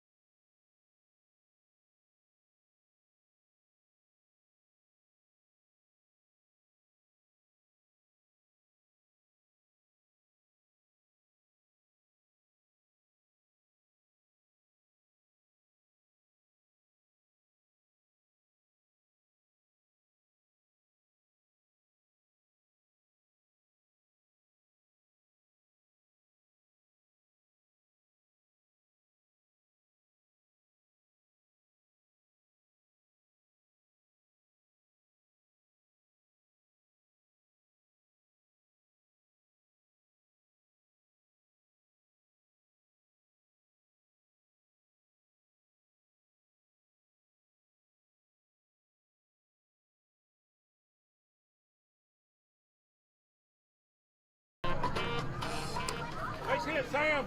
Back in action in the bottom of the 5th inning. And Sam Walker to lead things off. The third baseman, a fielder's choice and a flyout tonight after 2 hits in game 2, and fouls the first pitch he sees back to the screen. Here we go. Trevor Merck back on the mound. It'll be his 5th inning of work. Has kept the Spinners off the board in the 4th inning. Good, Sam. That 7-run outburst in the second, the difference right now is Walker fouls off the 0-1. Stay through it. Let's The 0-2. Head on it. Walker and Osiander swapping around from third base at the start of the game to shortstop now. Made a nice play to tag out Perry for the second out. And the 0-2 runs inside. As asking for a new ball is Merck.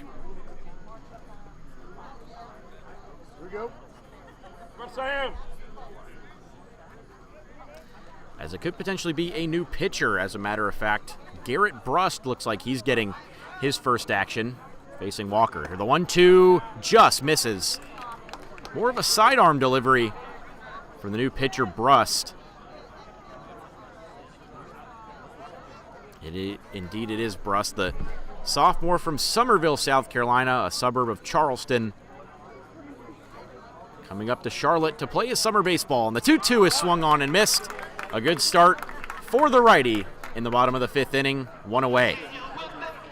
Strikeout from Walker will bring up number 10, Noah Corliss.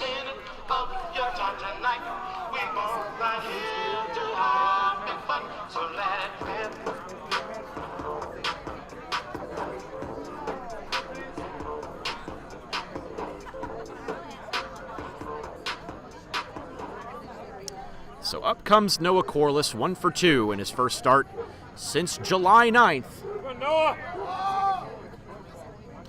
Single and a ground out for the catcher in his return to the starting lineup for the final time this season. Got hit number 25 in the first time he came up. Come on, Noah. Corliss from Winston-Salem, North Carolina. He takes the 1-1 outside.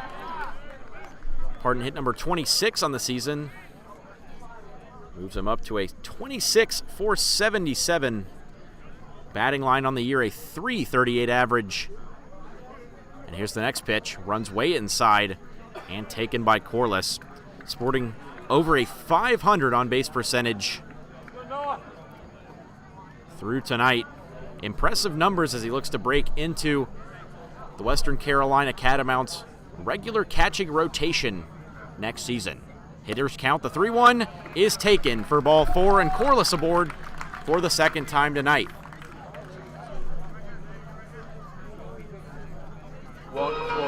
Number 8, Harrison Bullock. Kiss but want all of me. I stand on business, dot my I's and cross my T's. All I got is these little pictures when I think about all the G's. Memories in my head, the devil talking to me.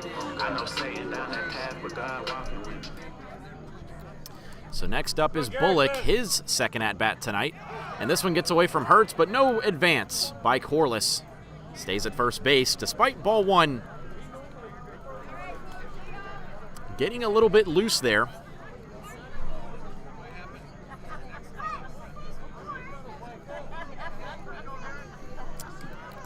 As Garrison Bullock singled his first time up.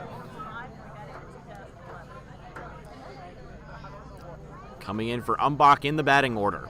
And behind 0-1 here to Brust, whose next pitch runs upstairs. So it's a 1-1 count here.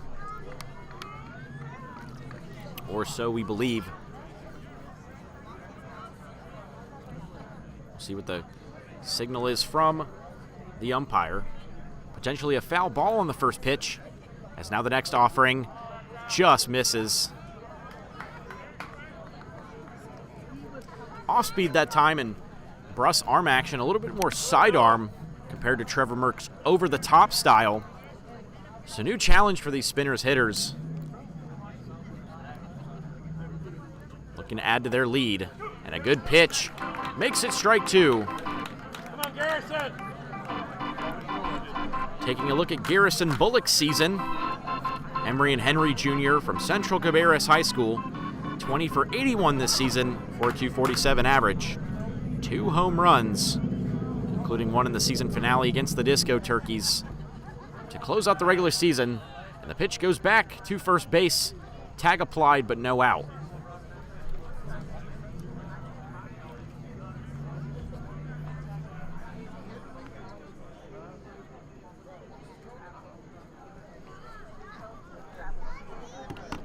Next pitch on the way is taken outside. It could be in there, Garrison.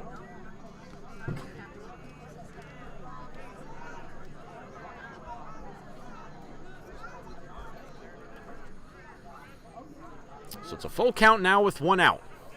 Bullock waits for the payoff. Here it comes, and it is there for strike 3. A big second out for Garrett Brust. Freezes Bullock in the box, and that brings up Tyler Steele. Come on, Tyler.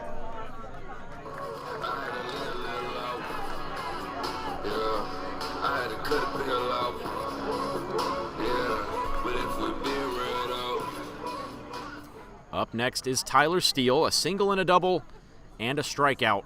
As the first pitch to him is popped up on the infield and caught by Venables at second, and that will do it for the 5th inning. Still an 8-6 lead for the Spinners as we head to the top of the 6th. Back from Moore Park in a moment.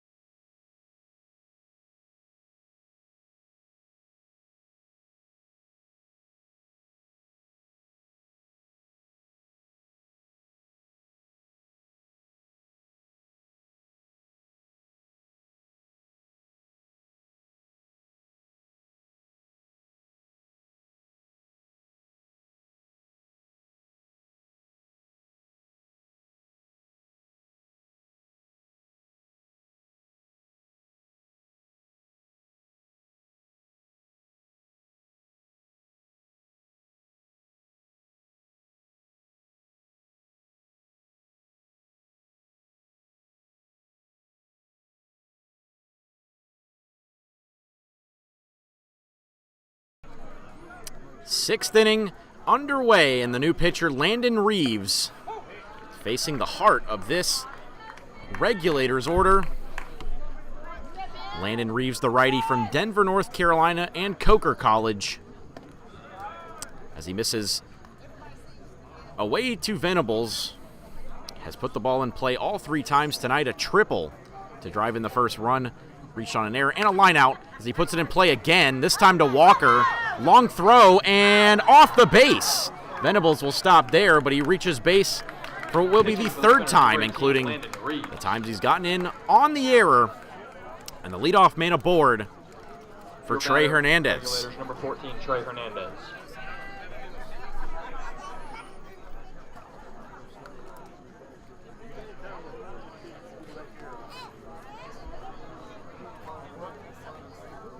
Brushing your teeth.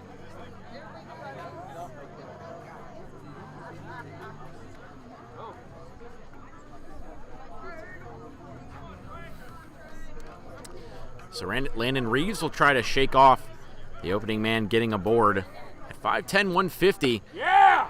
Can still fire it velocity-wise with the best of the best in this league. And first pitch right down the middle to Trey Hernandez, 1 for 3 tonight. Next pitch to him.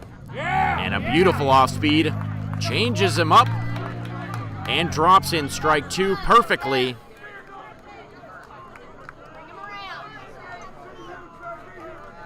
As Hernandez looking for hit number 21. Here's the pitch. Swung on and out of play. He stays alive.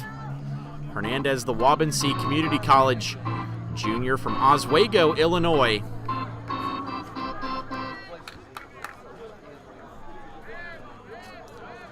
Checking back is Reeves.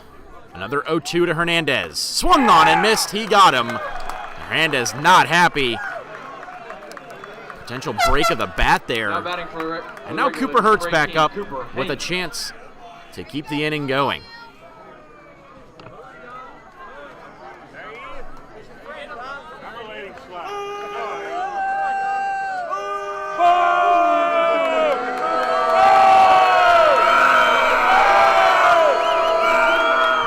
Hurts representing the tying run. First pitch taken away. Davis Turner, though, likes his pitcher's execution right there, despite it being a 1-0. Reeves will check back to first. And here's the pitch to the catcher, and swings on it. Tips it into the glove. Hurts 0 for 3 tonight. A line out, a strikeout, and a fielder's choice for the catcher from Colorado. Next pitch from Reeves. Swung on. Will it land behind the second baseman? Yes! Cooper Hurts has his first hit of the night.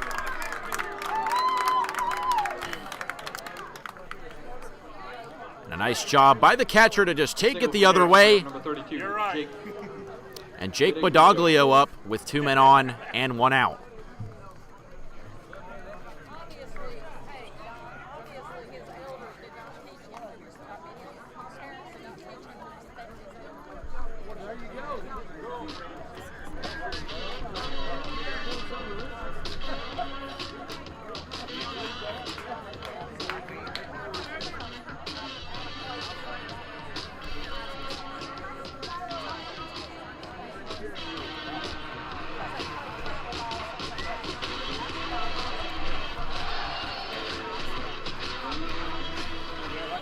As stepping back in is Bodaglio.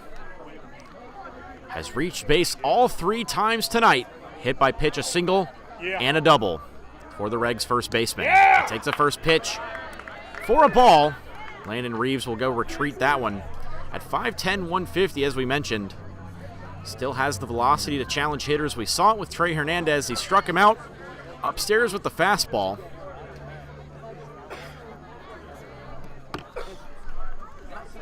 Currently at Coker College in South Carolina. And he gets the ball late in this one, the 1-0. Yeah! For a strike. Could be strike 2.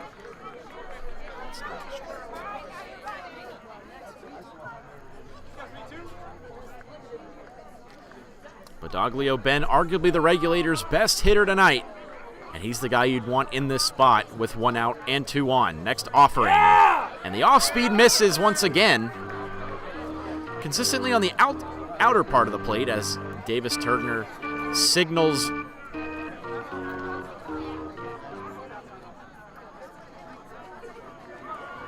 as the sign from Turner to Reeves. Check back.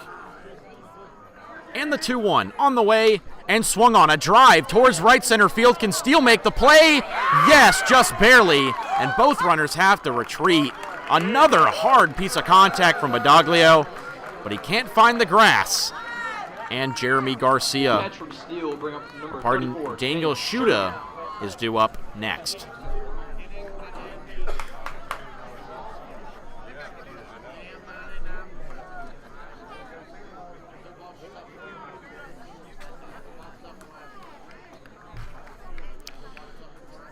So Shuda 1 for 2 tonight with a walk.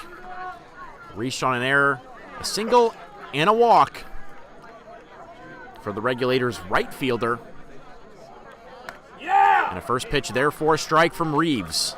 Not afraid and not backing down from these Regulators hitters no matter how much success they've had tonight. Trying to preserve a 2-run lead. Next pitch. Shuda takes it upstairs.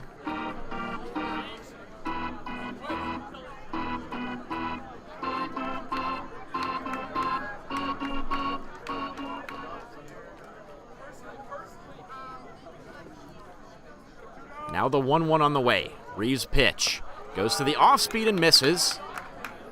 Regulators have consistently threatened but haven't been able to execute with 2 outs. Could that change right here? Leading run at the plate in the form of Daniel Shuda, who's driven in 20 runs. 2-1 for a strike. Shuda hit his first home run in Game 1 of this series for the season, a .314 average coming into tonight. Now he'll gear up for a 2-2. We'll see if Reeves challenges him with the fastball or goes the off-speed. The pitch is low, and another full count here. Still just 3 strikeouts on the night for the entire Regulators team. Quite the accomplishment. And they've been putting the ball in play, have gotten 6 runs because of it. Can they get a couple more right here? Payoff pitch. Got him swinging, strike 3. Went to the off-speed, did Landon Reeves, and that sends us to the middle of the Reeves 6th inning. in the top of the inning. Still an 8-6 lead for the Spinners when we come back for the bottom of the 6th.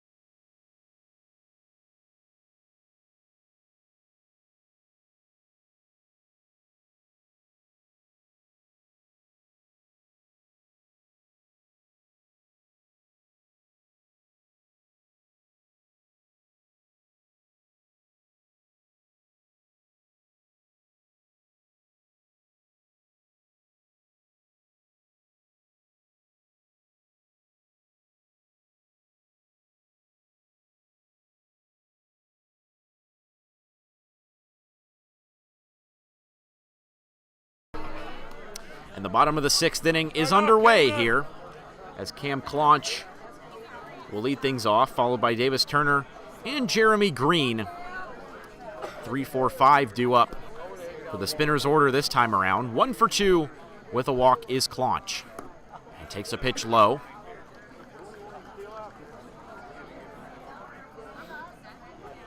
Claunch played all over the infield and outfield, spent time at left field, center field, right field, and first base this year. Playing first tonight in the last game of the year. And puts it on the ground, fielded by the first baseman Vidaglio. The throw over is in time, and Brust has got it for the force out and the first out of this bottom of the 6th. Come on, Davis. Now batting for the Spinners, Davis, rawhide, Turner.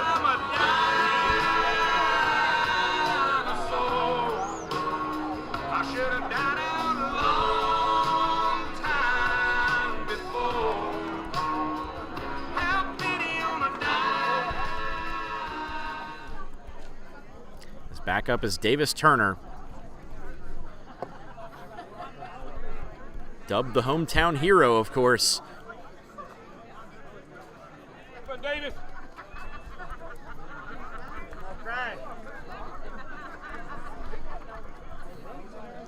And so far tonight, he's 1 for 3 with that home run, but had the pivotal 3 runs that gave the Spinners the lead that they have not relinquished since. Both teams scoreless in the 4th and 5th innings. Brust trying to keep the Spinners scoreless in the 6th after they were shut out in the top of the 6th inning were the Regulators, and here's the 1-1. Taken for a strike, and Turner waiting patiently for his pitch.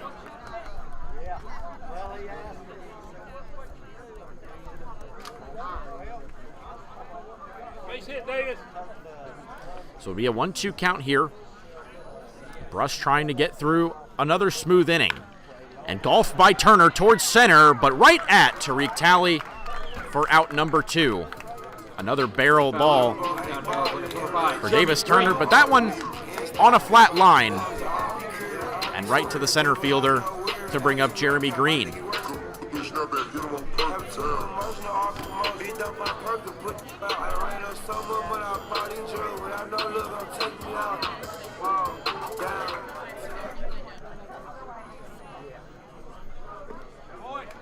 Green so far tonight 0 for 3.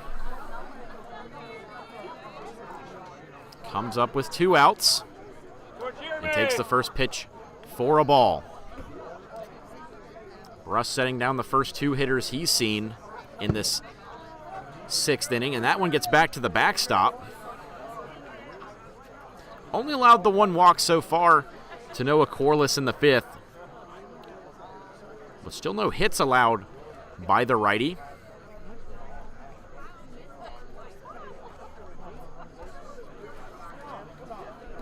Garrett Brust, a 9 ERA in 5 innings this season.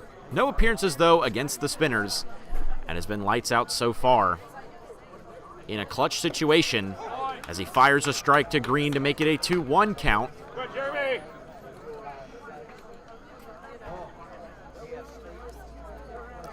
Keeping the Regulators in touching distance again. 2-1 runs outside.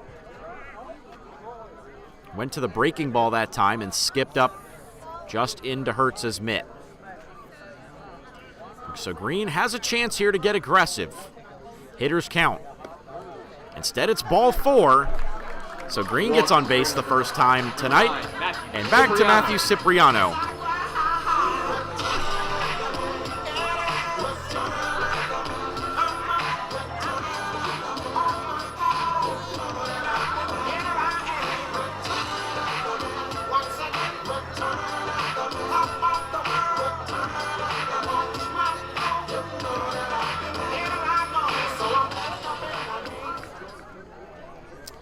Cipriano tonight is 2 for 3 with 2 singles.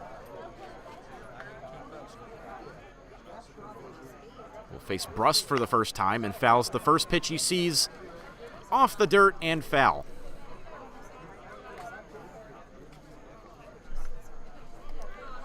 Overall this season, Cipriano been a consistent force in that Mooresville lineup and continuing his success into this game 3. 0-1, taken just outside. Brust attacking away to the lefty.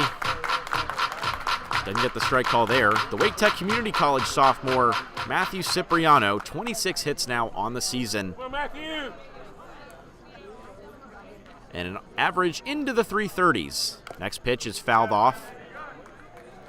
Looks like it maybe got a piece of foot protector of Hurts. Came into tonight with a 324 average. 4 hits so far in these playoffs, including 2 tonight. One of them, though, a massive home run in the semifinal against the Corn Dogs that gave them the upper hand. An eventual 5-4 win that sent them to this series. And Hurts maybe thought that was strike 3, and so did the pitcher Brust, but instead the count moves to 2-2. Cipriano 3 runs, or 3 times he's left the yard. 5 doubles out of 24 hits coming into tonight. Brust's next offering is on the ground foul. Base hit, Matthew. Thank you all for tuning in tonight. Game 3 of the 2024 SCBL Championship Series. The Regulators and the Spinners dueling it out one final time for this 2024 campaign. And you'd expect nothing less than an offensive slugfest. 14 runs between the two teams. Next offering, and just misses. The count runs to 3-2.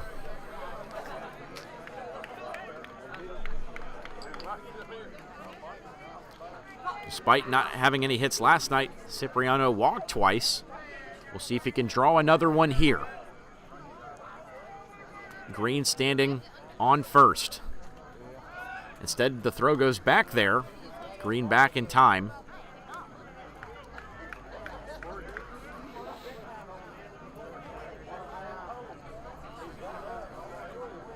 Cipriano awaits a full count pitch. Brust has his sign. And here it goes. Green takes off, but it won't matter. He did go around for strike 3, and a scoreless 6th inning keeps it a 2-run game as the Regulators look to strike back in the 7th when we return here from Moore Park. Game 3 of the 2024 SCBL Championship Series rolls on in a moment.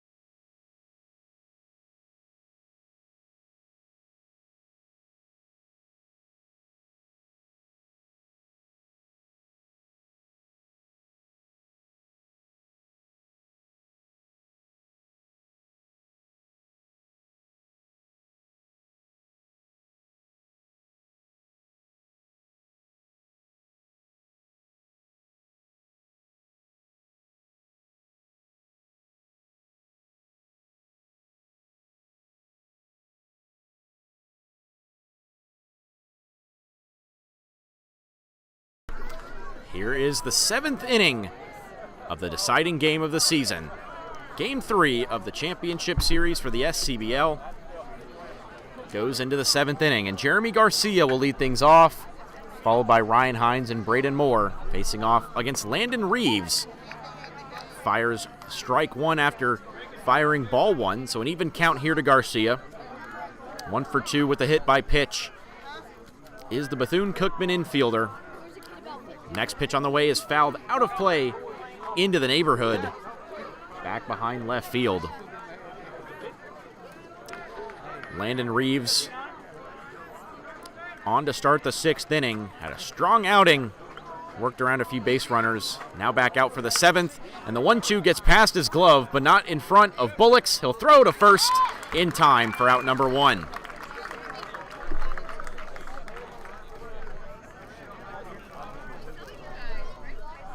Now to bat for the Regulators, number 1, Ryan Hines.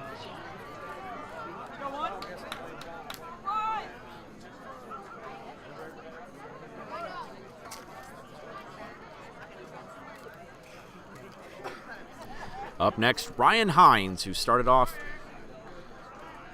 the inning his last time up by lacing a single into right field, or pardon, down the left field line. Nearly turned it into a double, but was stopped in his tracks by a good relay throw. Ahead 2-0 in this at-bat.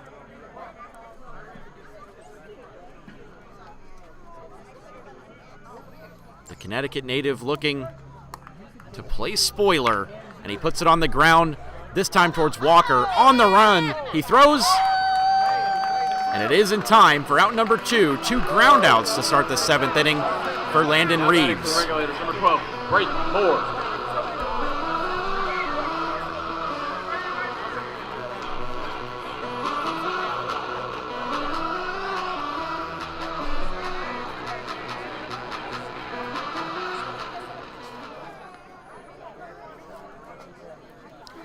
Braden Moore up 0 for 2 with a walk tonight. First pitch to Reeves. Swung on and missed by Moore.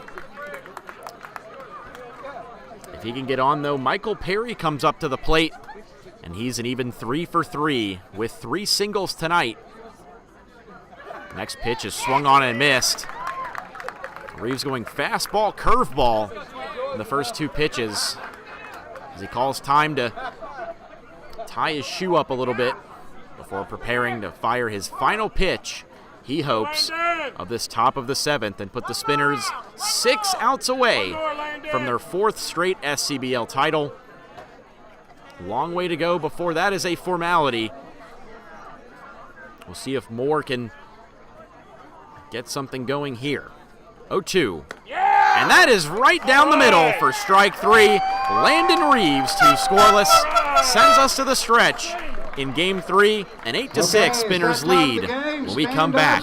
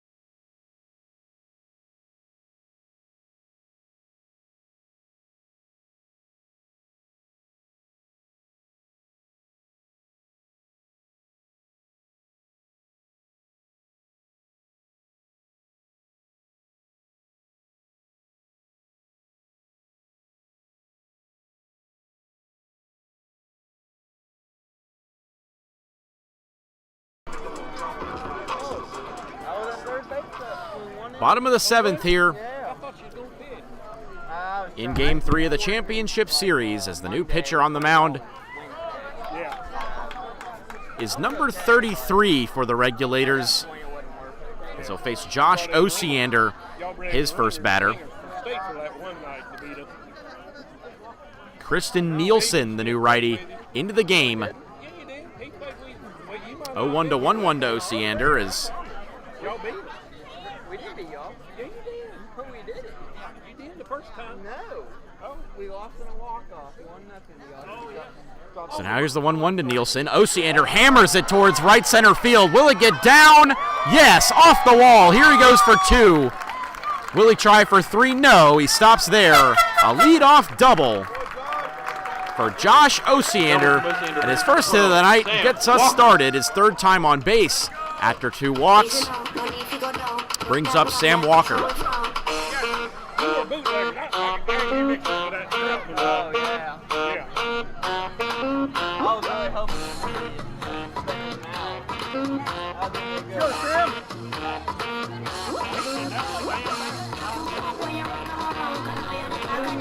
Up next will be Sam Walker. Fielder's choice, a flyout and a strikeout for Walker. Has a chance to drive in a big insurance run, shows bunt, pulls it back for ball 1 as Osiander stands on second after what will be his 3rd time on base. 2 walks and a double for him after a home run and a 2-run single last night. Has broken out of a slump he found himself in the first 3 games in a big way. Here he goes for 3rd. Throw down fumbled by Hertz, and he gets there safely. Now all he needs is a sac fly. Osiander creating instant offense for a Spinners team that would love to have one more run.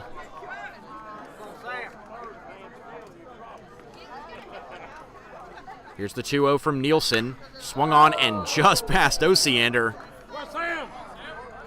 Nearly hit his teammate with that batted ball, but that moves the count to 2-1.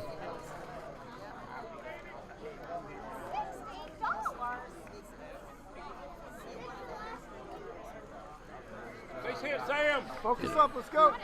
We had 2-1 count here to the righty Walker, senior at Christian Brothers University in Memphis. And here's the 2-1 pitch. Drops it right in there for strike 2. Great off-speed there to offset what had been a mostly fastball diet he had been feeding Sam Walker to the plate so far.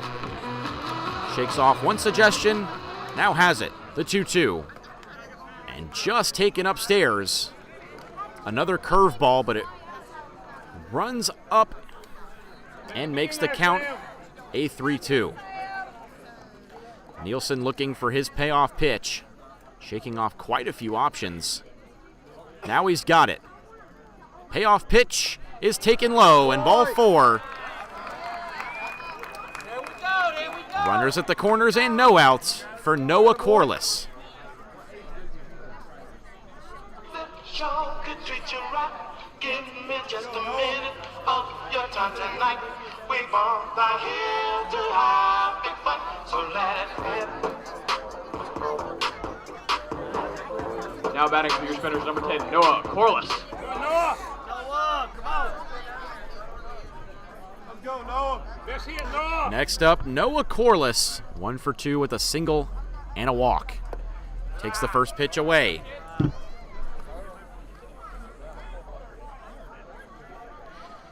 Corliss, a solid all-around player, and even can steal a base or 2 if he gets on base.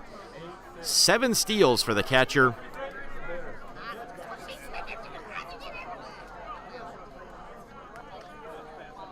Looking for his 3rd hit of this championship series as the runner goes. And that one means that Sam Walker moves into scoring position. He's on second base, Osiander on 3rd with no outs. Noah, got him out there now. So anything in play likely scores a run for Corliss. 20 runs driven in 24 games for the righty catcher. Nielsen's next offering is swung on and foul into his own team's dugout. Everybody scrambling for cover there.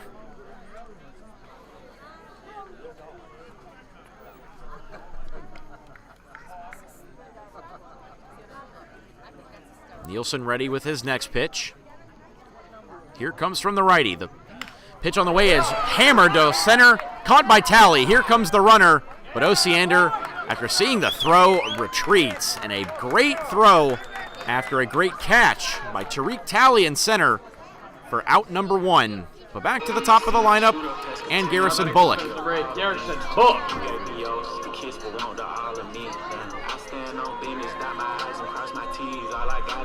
Pictures when I think about all the G's. Memories in my head, the devil talking to me. I know Satan down that path, but God walking with me. Put your phone light in the air, you done lost it. Bullock's third at-bat of tonight after replacing Anthony Umbach. And a first pitch is there for a strike.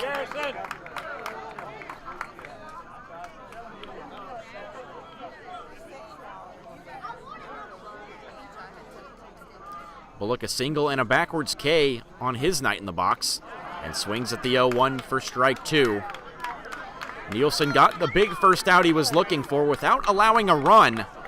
Now he's 1 strike away from another. Steele due up on deck, though, a dangerous hitter in the 2-hole. And now the 0-2 swung on and missed. He went back to the off-speed in a beautiful pitch selection. 3 pitches and the biggest second out of the game. Now down to Tyler Steele to bring them in.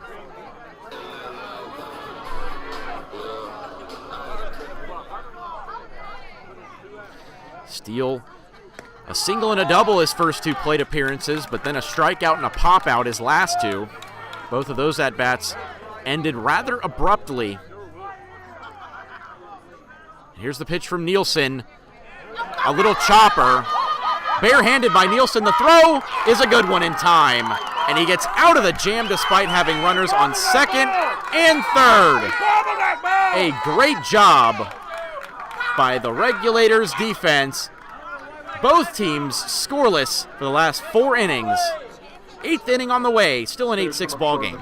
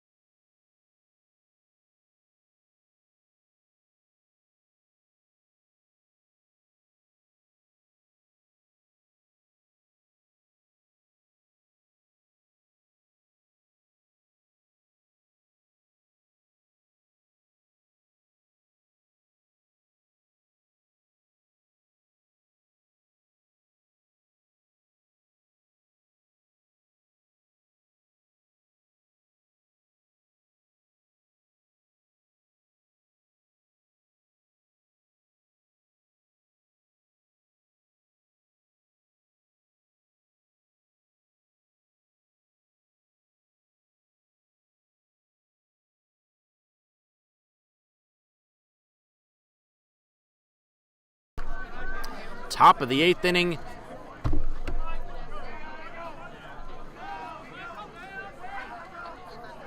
And Landon Reeves back out to face Michael Perry. 3 singles for him and 3 at-bats tonight. A guy you would want in this spot to get something going to start this inning. As Reeves kicks and fires 1-0. Misses outside. Landon.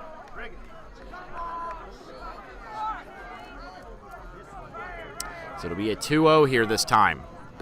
That one misses as well, so a 3-0 count to Perry.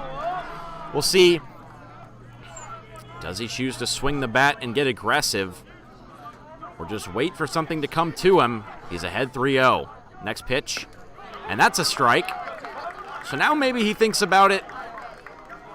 Your inner hitters count. You've got nothing to lose, and they've got to make a play. Hitters count pitch. And that is ball 4 to lead the game off.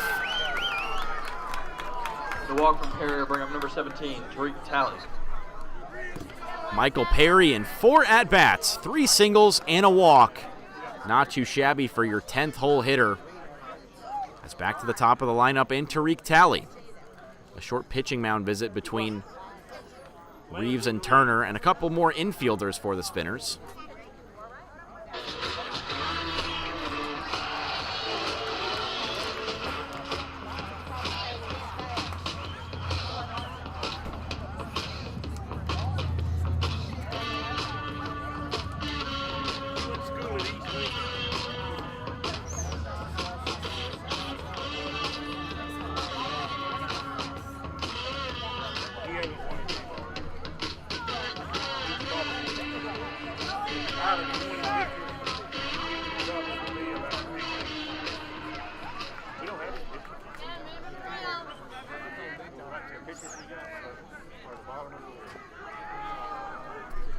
So see the next pitch that Reeves goes. And the first pitch right there for a strike. Talley shows bunt, but pulls it back. Reeves working quickly here. After coming into tonight's game with some early struggles, a 9.2 ERA in 13 2/3 innings, he's back on the mound.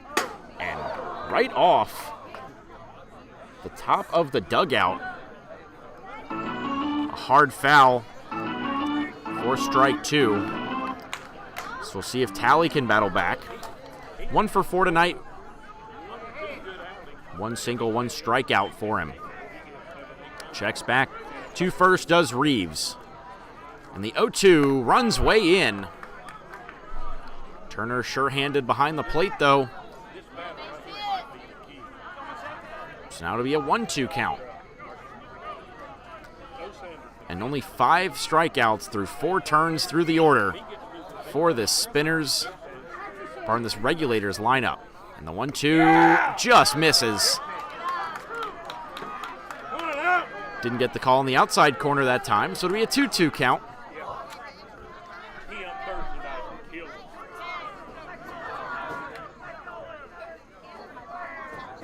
Now Talley waits for the 2-2.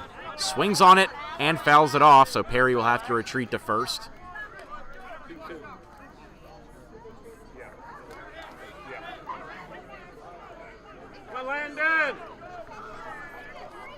Still no out here in the top of the 8th. Michael Perry on first as the leadoff man after the walk. And Talley waits for another 2-2. Reeves fires and misses outside, ball 3. Come on up. I know you from Mount Holly, but you got to be fair.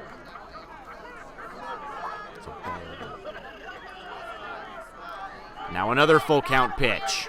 Talley waits on it and takes it for strike 3. Massive first out. Strikeout from Talley, bring up number 5, Ben Venables. For Landon Reeves, as now he'll face Ben Venables. 1 for 4 tonight, but it's reached on an error twice, in addition to that RBI triple. As Reeves back to tie his shoe for a second time, just to make sure he has the footing when he comes downhill with the ball.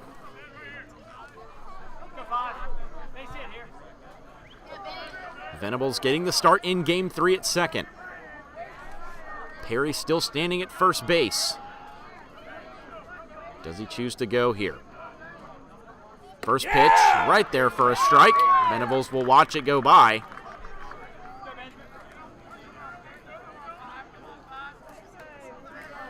College of Charleston Cougar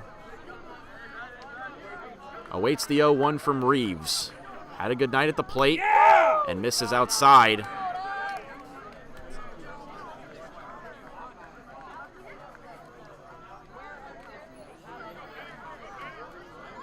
So Reeves will await the 1-1.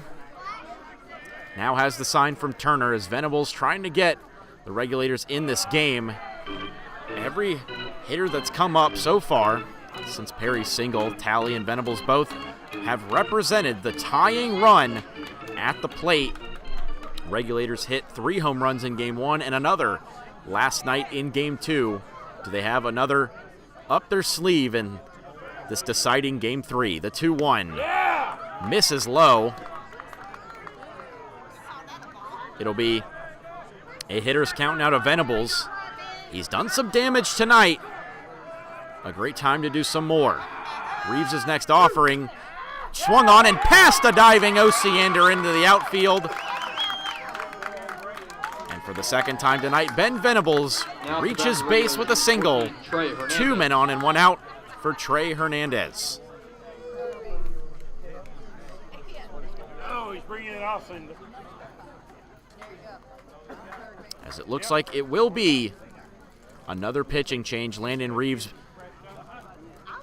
battled ferociously, but his night is done after 2 1/3 innings. Regulators bringing up the leading run to the plate. In just a moment when we come back from Moore Park.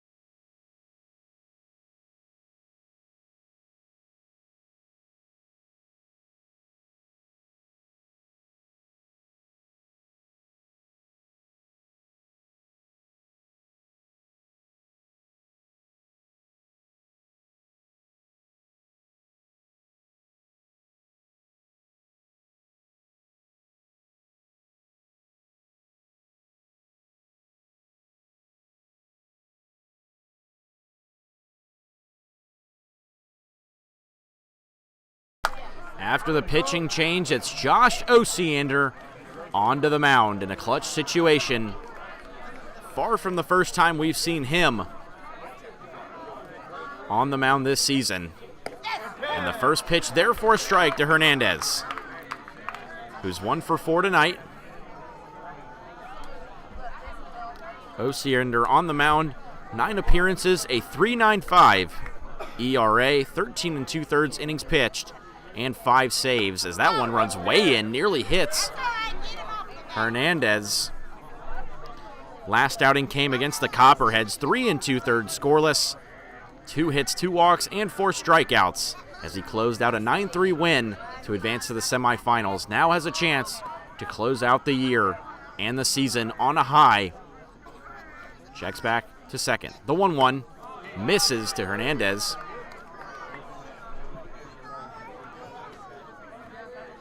Let's go, Josh! Osiander looks in. Hernandez looking for a hit to change the game. The pitch is up the middle, but fumbled by Walker and past the bag. Here comes one run to score. Perry makes it a one-run game. Number 18, Cooper Hurt. It's an 8-7 game as Walker fumbled the transfer, tried to go for the opening hit, and now Cooper Hurts in a great situation, the leading run on first base in the form of Trey Hernandez. Venables represents the tying run.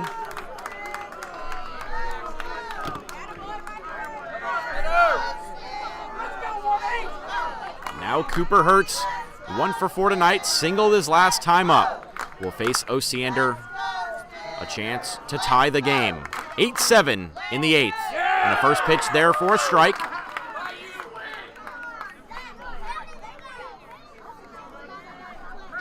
Hurts this season, 19 hits in 73 at-bats. Around a 250 average. 2 home runs this season. And swings on that one. Strike 2 to the catcher. Hurts currently from at Joliet Junior College in Illinois, a sophomore from Highlands Ranch. Behind 0-2 though to Osiander.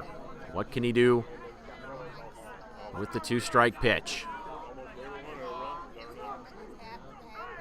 That's now 3 errors now for the Spinners as Hernandez reached on the fumble and the error by Walker at short.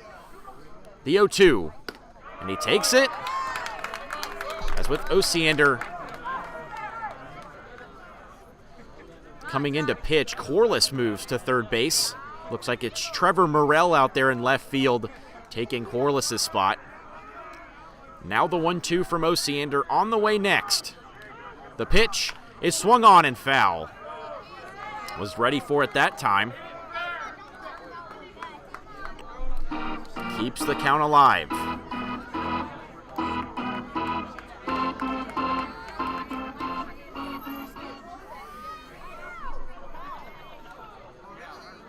Osiander will have to try again to get out number 2.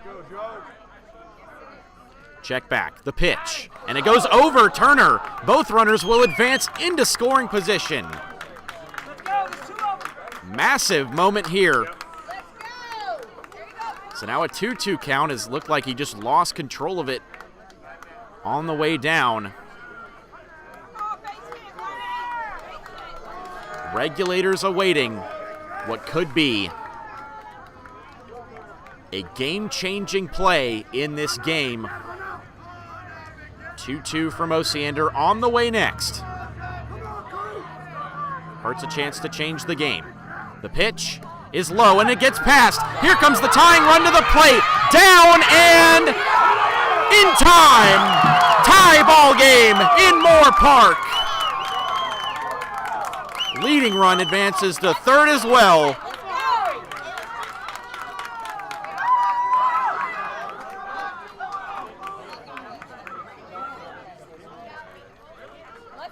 And now Cooper Hurts in a full count.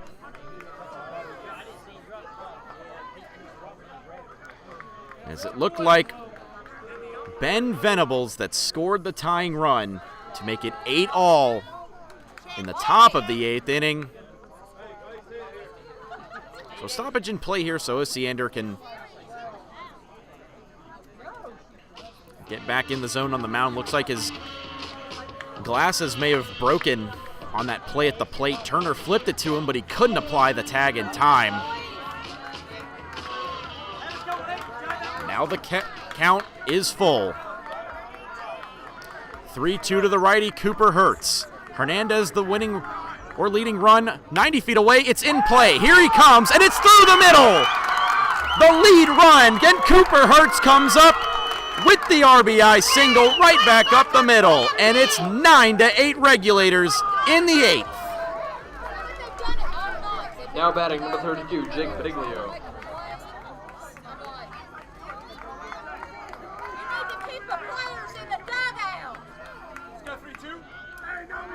And after losing a 5-0 lead, the Regulators battling all the way back. It's 9-8 in the top of the 8th inning. Still just one down as Jake Badoglio comes up next. He's reached base 3 times tonight. Hit by pitch, a single and a double. Hertz will lead off. First pitch right there from Osiander for a strike.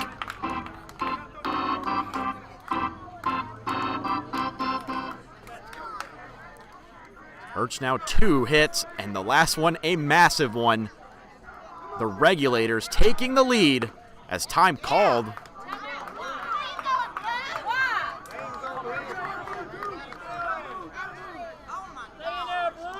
So it'll be an 0-1 count.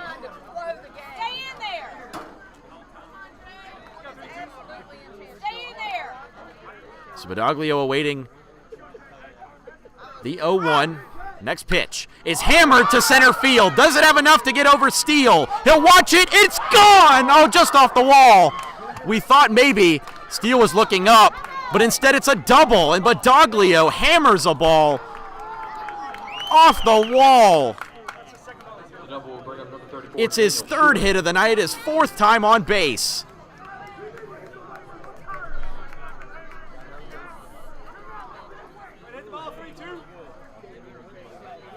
Jake Badoglio, have yourself a night. 2 doubles, a single, and a hit by pitch. As it looks like that will be the first pitching mound visit for Osiander. You wonder whether they'll let him finish out this game. Badoglio standing on second now, and Hertz at third base.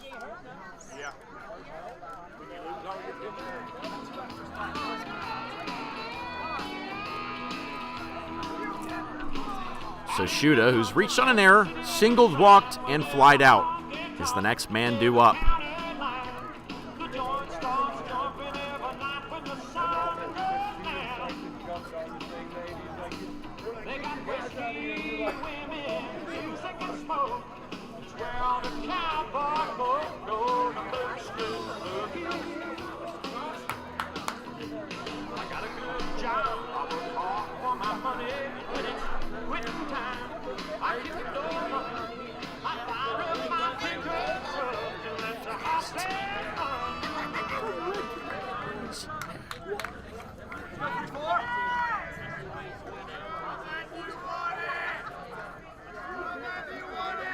First pitch on the way is swung on and missed by Shuda. Daniel Shuda, including tonight, 23 hits on the season in 73 at-bats. And this one on the ground. Fumbled a little bit by Green, and here comes the runner home. It'll be safe. Hertz scores on the RBI ground out. Timed it perfectly, and it's 10-8. They do get the second out, though. Green does make the play at first base. He just can't fire home in time to prevent an RBI ground out.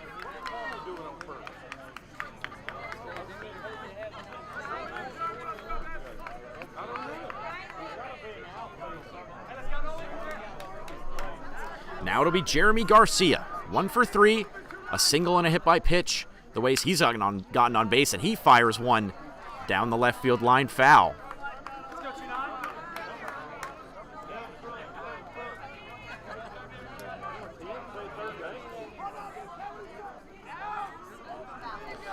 So Osiander still looking for that final out in this 8th inning. It's been 4 runs for the Regulators. If there was any time to do it, it was now. And they've taken the advantage and more. As Garcia now the 1-1. He quick pitched him, but misses upstairs for ball 2. Osiander just trying to keep his cool here and keep it within reach for the Spinners offense. Can never count them out. The 2-1 is swung on and missed. Into the mid of Turner for strike 2. And now 1 strike away from getting out of the inning. Standing at third is Badoglio. Moved up on the ground out by Shuda and fouled out a play by Garcia.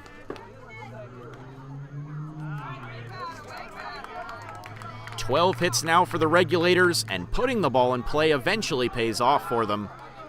As we mentioned tonight, an impressive just 6 strikeouts and about 40 plate appearances. The 2-2 swung on and missed into the glove, and that is the end of the 8th inning. But the Regulators now lead it 10-8, are 6 outs away from their inaugural SCBL championship.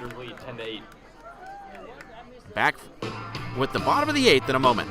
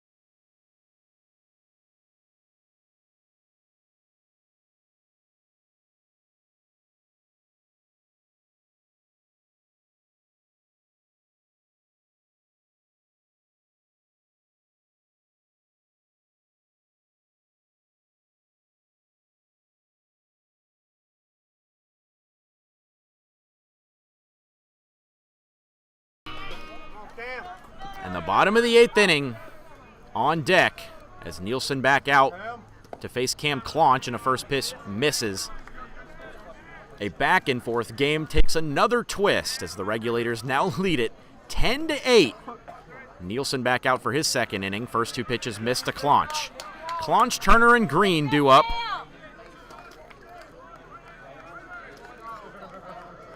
Nielsen worked around some base traffic, a double and a walk. Got out of a bases loaded, runners at 2nd and 3rd jam with no outs. A fly out, a strikeout, and then another strikeout ended the inning. Nielsen, getting out of a jam, would want a much more simple inning this time. It's a 2-1 count to Claunch. Nielsen ready. His pitch is swung on and missed. And now the count moves to 2-2.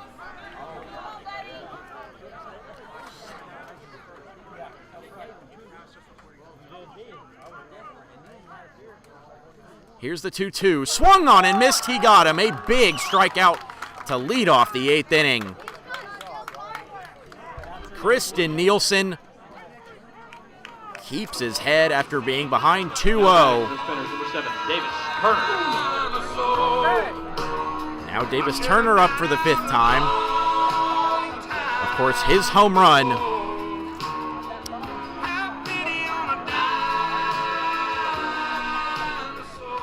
Gave the Spinners a 7-5 lead in the 2nd.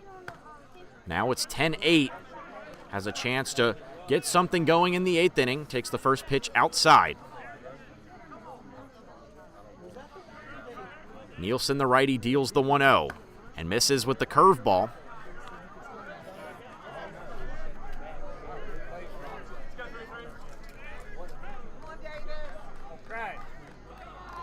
See what Turner can do. Ahead 2-0, takes a pitch for a strike. Stay ready, Davis. Slight nod from Turner as he acknowledges that pitch. Waiting for one he can put in play. Here's the 2-1 and just misses. Nielsen looking for an 8th inning that would keep the momentum. Hitters count to Turner though. 3-1 is fouled off. Umpire confirms the foul ball, and the 3-2 is on the way.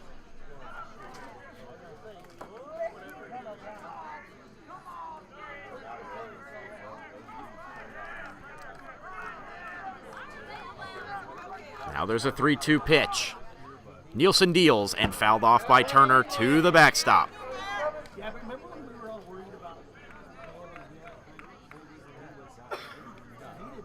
Davis Turner tonight, other than the home run, 1 for 4.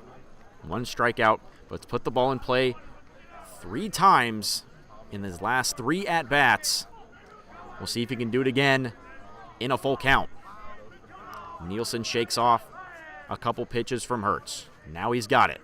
Payoff pitch is taken low and ball 4. The first man to get on base. 5, Jeremy Green.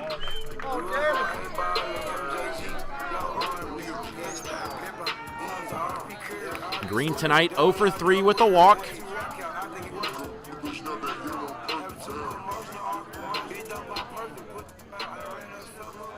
Come on, Jeremy.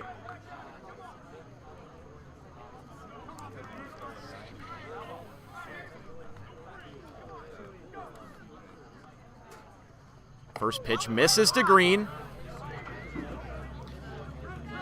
Tying run at the plate for the Spinners.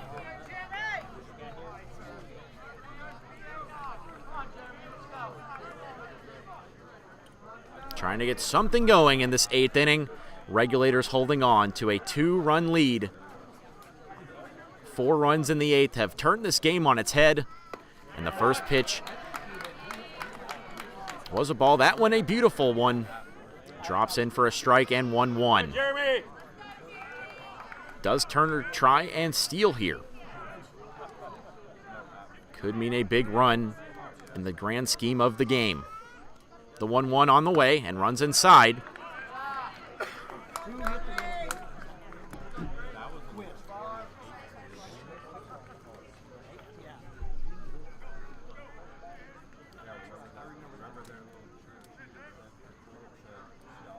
Two one on the way. Green takes strike 2. Come on up! That ball is up in his eye. You don't have a ladder. Go! Now it's a 2-2 count. That ball, you don't have a ladder. That ball is over his head. Spinners fans not liking that call. But it's a 2-2 on the way now. Nielsen ready. He fires. And just outside, another warning to the Spinners dugout. Maybe another person kicked out of the game potentially.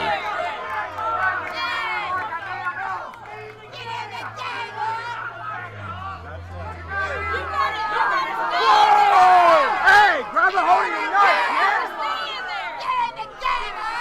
Hey, grab a hold of your nut. Come on. You have to stay in there. Settle down. Come on up. Come on, Jerry. So now it'll be a 3-2 count here to Jeremy Green. Full count and 1 man on. Go back to the ACC where you belong. Now another full count pitch on the way to Nielsen. Pitch on the way is low, ball 4.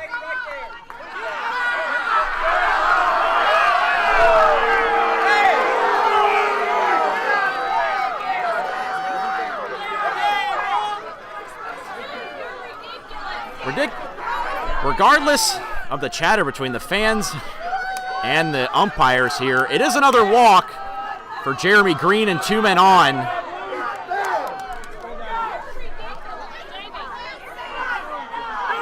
Two men on and 1 out. Home plate umpire having a chat with the Spinners players here.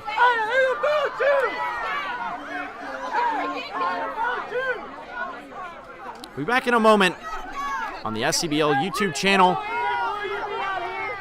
Still a 10-8 lead in this game 3, but 2 men on and 1 out.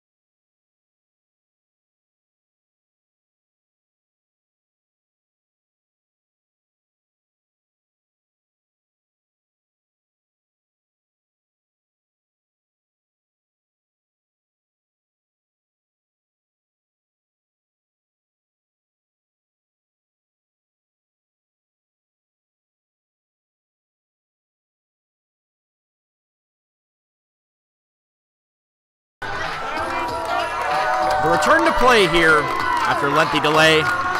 Some words between the umps and the players. But now everything's settled, and Matthew Cipriano on with 2 men on. First pitch misses. Nielsen trying to work around a late rally by the Spinners.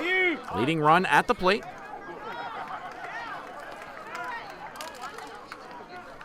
As Turner on second and Green at first after he walked. First pitch missed, and the second one also. Cipriano, potentially the most important at-bat of this contest.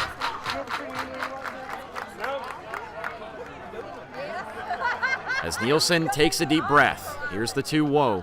And rocketed up in the air towards left field. Does it have enough? Coming over is Perry. And he makes the play for out 2. A big play here.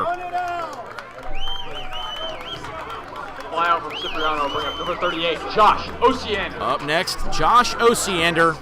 A chance to remedy the pitching woes he suffered on the mound. Regulators keep putting it in play, and they got rewarded for it.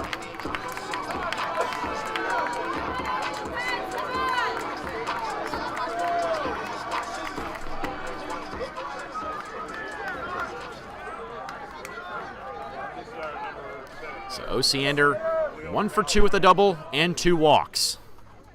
In a big spot. This one on the ground. Hines will charge it. He's got it. He throws to first in time. And a big jam gotten out of by Nielsen.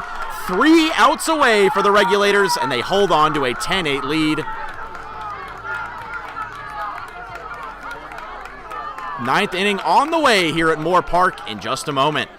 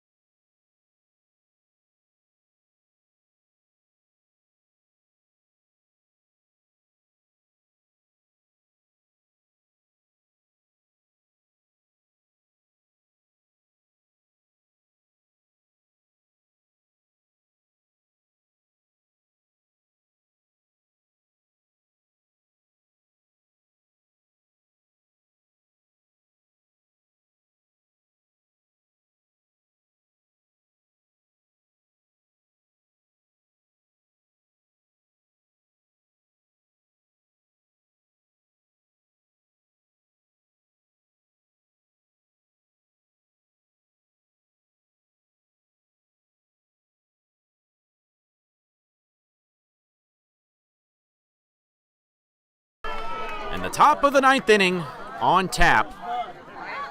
As it looks like it will be Osiander back on, and the first pitch runs up and in. Ryan Hines had a nice night at the plate. And overall, over the season, put the ball in play all 4 times. A strike there by Osiander, so it's a 1-1 count. He has a single, does Hines. Looking for another hit here. And he drives one towards left center field, down for another hit. Collecting it is Corliss, but it's a leadoff knock for Ryan Hines. Now batting for the Regulators, number 12, Braden Moore. Great start for this pesky underdog group. The Regulators 3 outs away from their first SCBL championship. What a story it would be if they're able to hold on. Now Braden Moore 0 for 3 with a walk in his first plate appearance. Fielder's choice, a reach on an error, and a strikeout tonight. And the first pitch from Osiander swung on in a drive towards right field. That's going to get down into the corner. Around second and going for third is Hines. Here goes Braden Moore. He's got himself a stand-up double. The double will bring up number 24, Michael Perry. First hit of the night for Moore. And now Michael Perry, the only man to reach base all 4 times tonight, coming into his 5th plate appearance, steps in. Likely the man you'd want most in this situation. 3 singles and a walk for the Regulators left fielder, who has taken full advantage of his opportunity. Flied out in his only plate appearance last night. Now back up with 2 men in scoring position and no one out. First pitch there for a strike from Osiander. So you think the Regulators, if they can just keep putting balls in play, it likely will result in at least 1 more run next offering. And taken for a ball. You call those strikes or not? As Perry awaits the 1-1 now from Osiander. And that one runs way in and had to duck down for ball 2.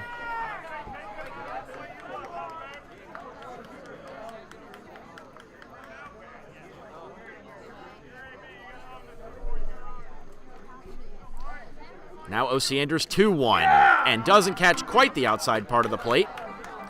So another hitter's count for Michael Perry, and boy, is he hit tonight. We'll see if he can continue it tonight. 3 singles and a walk. Now the hitter's count. Swung on out of play. Good bounce back pitch from Osiander, who really has not struggled to this level on the mound in quite a while. Most earned runs he's allowed in a outing is 3. 2 earned so far tonight. 2 for Landon Reeves when he came out of the game. 3.95 ERA coming into tonight. Full count pitch. Swung on and missed, and a big first out. First time Michael Perry has been retired tonight. And next is Tariq Talley, the 6th time through the order for the Regulators.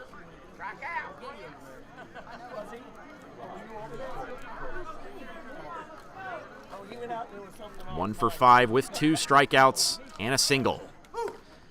Takes the first pitch for a ball. Call that a strike on Jeremy. Jerk. It'll be a 1-0 now.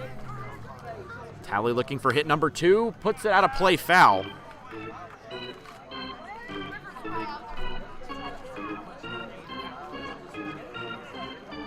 And only 6 strikeouts through 50 at-bats tonight for the Regulators. An incredible performance offensively in Game 3. And then 1-1 runs up and in. Makes it a 2-1. Ben Venables due up next. He himself was 2 for 5 tonight. Next offering. 2-1 is a strike. Osiander looking desperately for those final 2 outs to keep it a 2-run game. Heading into the final inning here at Moore Park. Quick pitches, and he got him! Big second out, back-to-back strikeouts for Osiander in a big spot. And it'll be down to Ben Venables to see if they can get any more insurance in this top of the 9th.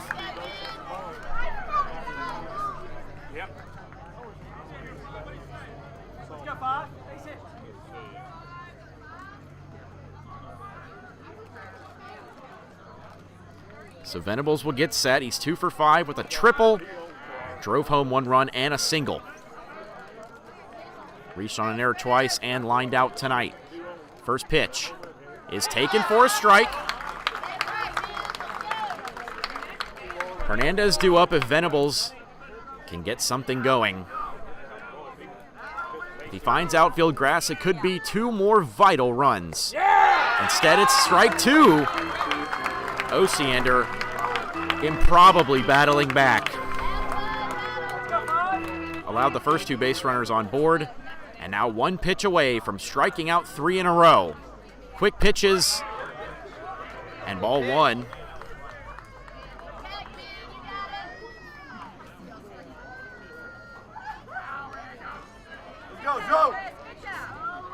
So now it'll be 1-2. Venables awaits it. The pitch is there for strike 3. A massive 3 batters. Josh Osiander sets them all down and gives his team a chance in the bottom of the 9th. Last call for the Spinners. Regulators 3 outs away from an SCBL championship.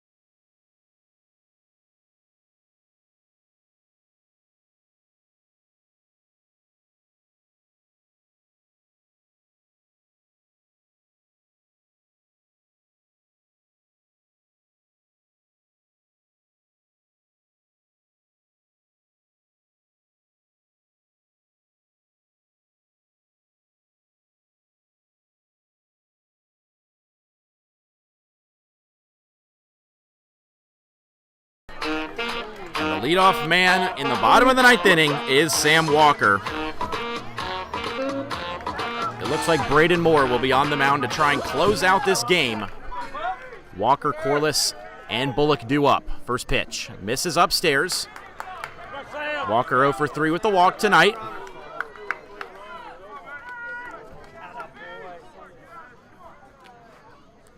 Now the 1-0. Gets a strike call there. A nice play as Braden Moore will try to battle through what will be a potential final out situation, a save situation. Regulators lead it by 2. 2-1 count to Walker. Corliss up on deck. Bullock to follow. 2-1, runs way in. Either way to get on, Sam.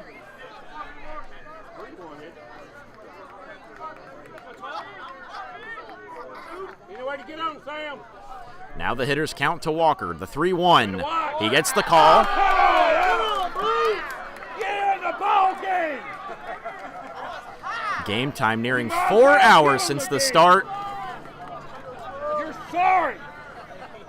A crazy up and down contest. 3-2, and he gets the strike. No, he did not. That's ball 4. The walk from Walker will bring up number 10, Noah Corliss. So his second walk puts the leadoff man on, and Noah Corliss steps to the plate as the tying run.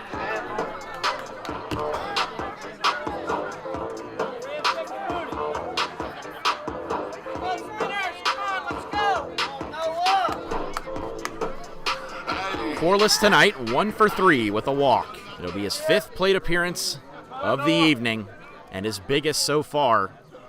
No doubt his biggest of the season. Moore's first pitch. Runs upstairs.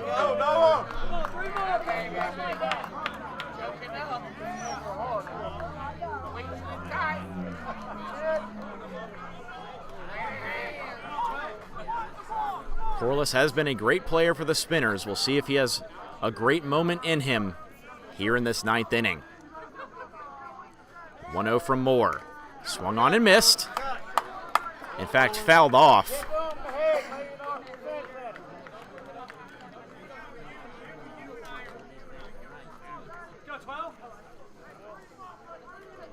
Quite anticipation here in Mooresville. As Corliss will await the 1-1, Moore on for the save. Will Walker go? He doesn't. 1-0 is low for ball 2.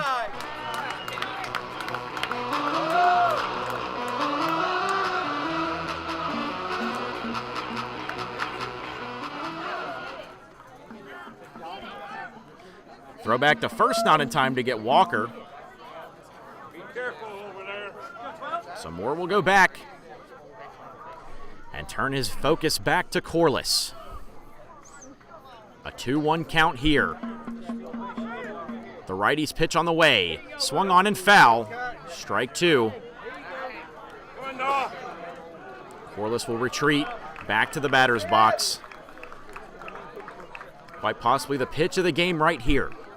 2-2 count to Corliss. 1 man on and no out. Spinners trail it by 2.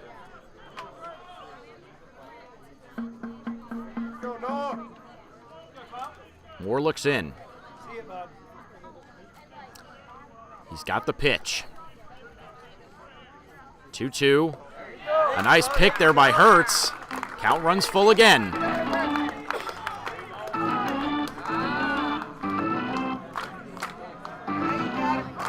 Spinners doing a good job at making Braden Moore pitch to them. As the full count pitch on the way. Moore's ready. His payoff. Runs upstairs, ball 4.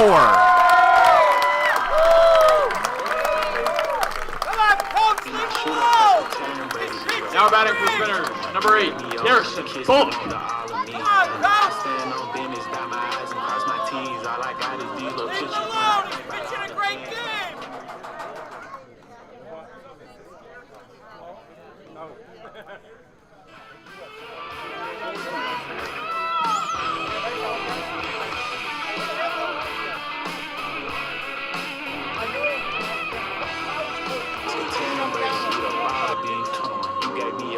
Kiss but want the all of me. I stand on business, dot my I's and cross my T's. All I got is these little pictures when I think about all the G's. Memories in my head, the devil talking to me. I know Satan down that path, but God walking with me. Put your phone light in the air if you done lost it. Kept it solid, ran up a bag and then have to cross it. Bulletproof my car, Now batting for Spinners, number 8, Garrison Bullock. Back up is Garrison Bullock. He's 1 for 3 tonight. With a single and 2 strikeouts, Braden Moore has 2 men on. Tying run stands at first. And the winning run at the plate. First pitch runs inside.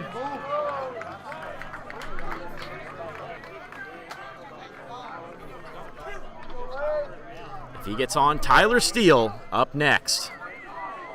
1-0 pitch on the way from Moore. Gets the swing, it is caught! Back to second, and he doubled him off! The double play, a massive turn of events here in Mooresville. Jeremy Garcia with the put out on the line out, and he doubles off the lead man, and now down to Tyler Steele, the last hope for the Spinners this year.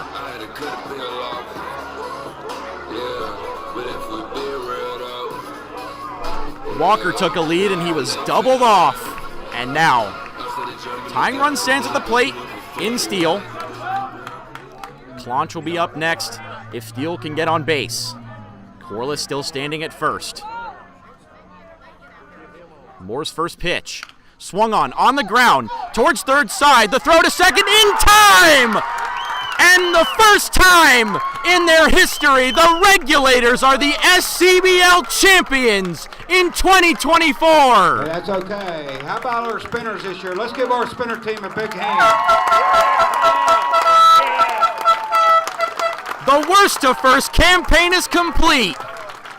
After finishing at the bottom of the standings a year ago, the Regulators are the last team standing in the Southern Collegiate Baseball League. They run the table, and after a long 5-game postseason, they have done it. 4 minutes. Good presentation, but what a great season for our team. And hey, we broke all kinds of records this year. We had more attendance this year than any year since we started. And I would like to thank What a story for Jordan Poteet and his staff. His first year in charge, coming into the playoffs. Nobody expecting much from them, the 5 seed, and they go on and they win the SCBL championship. What a season. Out on the street tonight, in your prayers, please. Thank you so much for joining us for Game 3 of this 2024 SCBL Championship Series. For me, Gunter Schroeder, thank you for joining me all season long. It's been a pleasure.